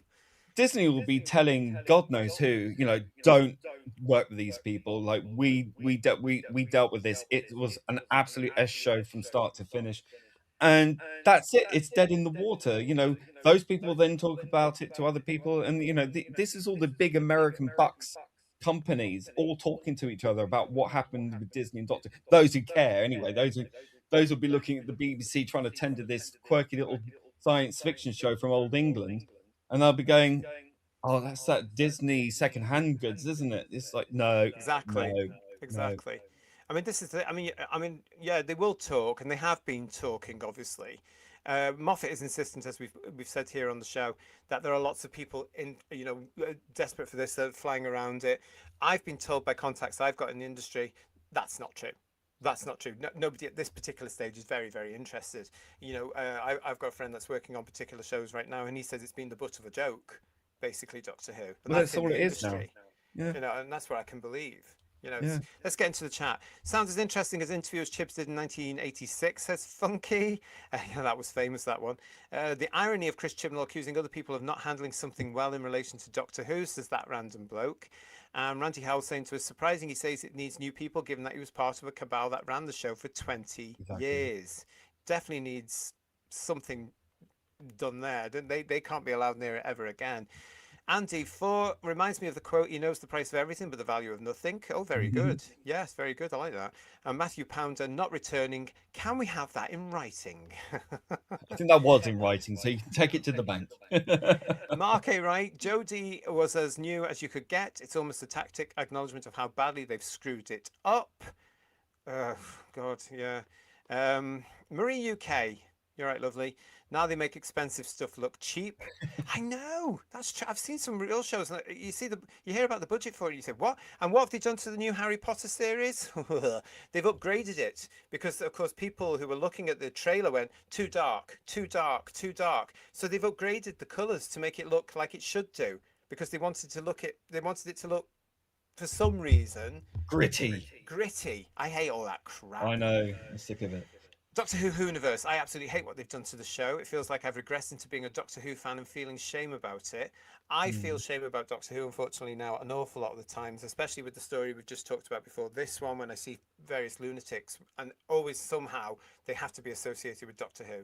I mean, I don't know. It's just incredible. Zach Whitten, BBC made Doctor Who a joke again. Oh, they bloody did. I mean, look at the stuff with Saturday Night Live UK, which is one of the examples I gave to somebody the other day on the social media. They were coming along saying Doctor Who isn't a joke. It isn't a joke. So I played them. I gave them the link to the Saturday Night Live where Gatwa actually says it. Thousands of you watch me. Millions of you watch me in Sex Education. About 10 of you watch me in Doctor Who. That's the joke, isn't it? These people are in denial. Absolute denial. It's sad, really. I know. Stephen O'Neill is saying Chibnall was intentionally incompetent. Yeah. And the That's what I PVFS is said. saying it's like 2016 making the Slimer show look horrible. Oh, bless the Slimer show, bless. Nuclear Bum Records. A teen in my house is watching Pertwee for the second time. She watched New Who and Chibs Who once and didn't bother with Boo Hoo at all. 1973 budget will do for the kids. Tell her There's she's a lot to be awesome. said about it. The problem with the 1973 budget is you won't be able to even do the title sequence for that now No. because it's so expensive. Television. And Doctor Who's format actually works against it in this sense because it's about a man, a Time Lord that travels around in his police box in his TARDIS in time and space, and the locations change every other week. That's why I'm thinking they may be forced to just say you're getting 2 or 3 episodes a year of this amount of length. That's it, and they'll do Stuck it on as Earth films. again. He's stuck on Earth or whatever. Even that's expensive. Locations. Yeah, true. It's all hotel expenses right now, travel expenses right now, all through the roof. Can you imagine if you got somewhere that right, we're going to do Earth locations, but we can't have it in Tooting Bec every week. You have to travel. Yeah. It's a lot of money. The delusion was to think the size of the imaginary new woke audience would supplant the size of the traditional one, says Mark A. Right? You're absolutely right with that. Although, can we have? I don't know. Maybe you could make Doctor Citizen Smith. Set it in Tooting Bec. Yeah. Have a Yeti and a loo there somewhere. Yeah. Again, I mean, costumes. Yeah. Alien monsters. They hire in most of them CGI. these days, don't they? So many constraints to do a production today. It was so much better when everything was in house, but no, they had to lease it out to other companies. Surely it would have been cheaper to have done it all in house back in the old days. Crazy. It is crazy where they've got to with this. Let's have a look at what this is from Doctor Who Universe. What I noticed is Chibs was very reclusive in terms of fandom. Rusty Davis wasn't. RT being easy bait to Arslick, so these fans feel grandeur. The supply is dried up. The cold turkey's kicking in. Yeah, Like, you can tell because the desperation of them on social media is. I mean, they are a lot of them can be very very vile and very aggressive. That's what gets me because I'm from a generation that just does not do that, and they resort to scraping the barrel with the name calling and the accusations. It, ot, is, which doesn't bother me because I've had it for 10 years or more. But they're very quick to do that. They're very, very quick to do that. And that's how they've been brought up. And what the dragged up. BBC, yeah, encouraged, quite frankly, I think. The production teams of Doctor Who encouraged. They encouraged all that nonsense. Yeah, they could have put a stop to all of this fandom tearing itself apart, and these people, you know, what was it, the Nut My Doctor crew on Twitter or whatever it was at the time, and they were always ganging up on individuals to silence them, and the BBC at any point could have stepped and said, "Wait, none of that. Can we just have it nice, please?" Nothing. They Silence. could They have done. pandered to them. They Yes. invited them on their shows, all sorts. They could have done that very. I totally agree with you. All they had to do was put a nice statement saying, "Listen, calm down on the social media." But if you look at their social media now, PB, as we have been doing on headlines every other week, it's obviously written by by juveniles of that brand because all it does it talks about the Joe Martin crap the BBC have just spent a small pile of money on producing for a minority audience. It doubles down on the version that's just ended. P.S. Stop calling it New Who. You can't talk about it as New Who anymore. It's finished. It's over. Come up with a new term. Answers on a postcard to that one. Lex has given us a super chat here. Thank you, Lex. The BBC is losing £1 billion a year in revenue, yet it's offering a travel contract worth up to £250 million on top of a £63 million.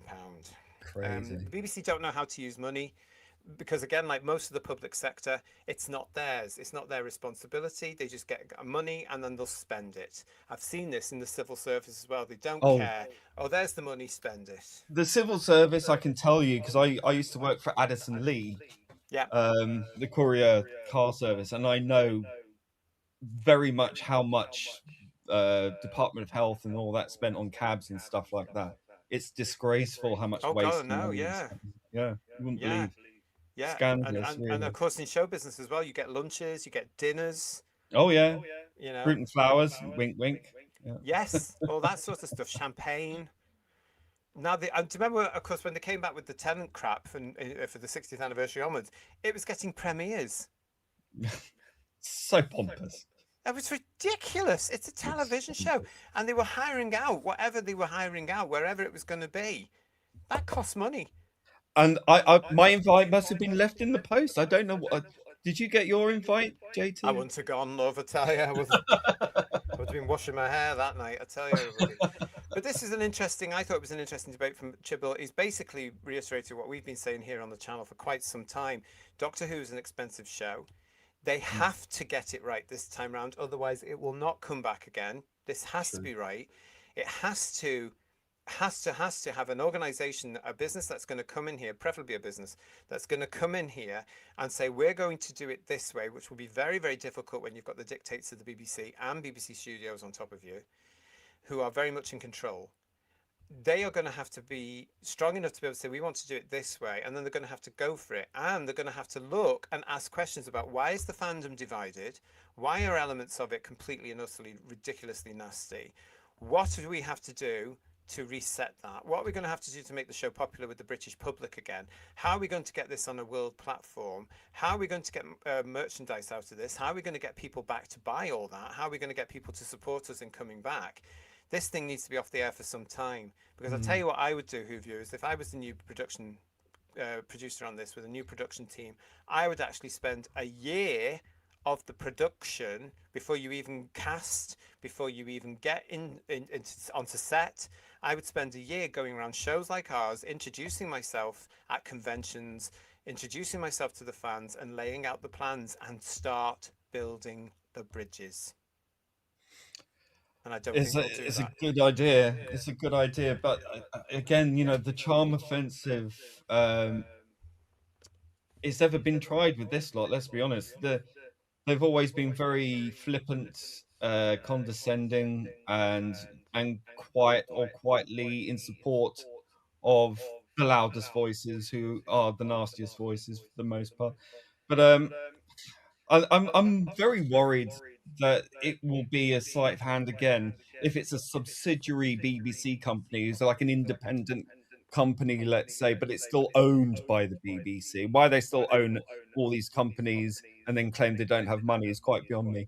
Um, but they will just get one of their little Russian doll companies to run it and go, oh look, it's totally independent. You know, you look back and it's like, oh no, it's definitely owned by the BBC because they all have the same people. You know, we could get Pete Fatigue back in somehow if he's part of one of those companies or something like that. That's what worries me. And the charm offensive, I think, to build bridges, I just don't know if you can. I think that divide is so entrenched and so It is. It is. vast. Yeah. It's vastly different. I just don't see Yeah. it ever coming But together. this is The only what. thing that can bring it together is if the show is good, Good, yeah. really good. But this is what I mean. I've said this before. In 2005, it was a success because you had an existing fan base there with Mm. goodwill. That goodwill has now gone because the Yeah, and existing so fan the base that was fans. there in 2004, 2005 has gone because we were Yeah. told to go. So we've gone. Any new version now, I don't care if this thing comes back in the next few years or not, to be quite honest. I think Doctor Who more or less has had its day right now. I'm not, we'll see what happens. If it comes back, it comes back. If it doesn't, I'm not going to miss it personally. But there's a case now where that's what I would say. Things have to be done differently this time around, and why I say this is a massive job for any new production team coming on, because they are taking on a hell of a giant show that is in the toilet. They are taking on so many problems, and the best way they can do it is by basically saying we're going to ignore everything that's happened in the past 20 years. Hmm. And I would do that. I would take a year of the production time before we even start filming. I would spend a year sending various people out to conventions and doing panels and going on to shows around the world on YouTube to try and build those bridges, to try and say to fans from all angles, no matter where you are, this is what we're going to do. They're not going to do that. Of course they're not, because that's not what they think of. But they should be thinking that you've got to build the bridges, because you've only got a minority fan base that will welcome you back. And when they see that you're not continuing with Billy Piper and continuing their beloved story, they will reject you. The only thing I think that lot are particularly keen and interested in is if it's coming back with a female doctor or a person of color doctor or an LGBT doctor.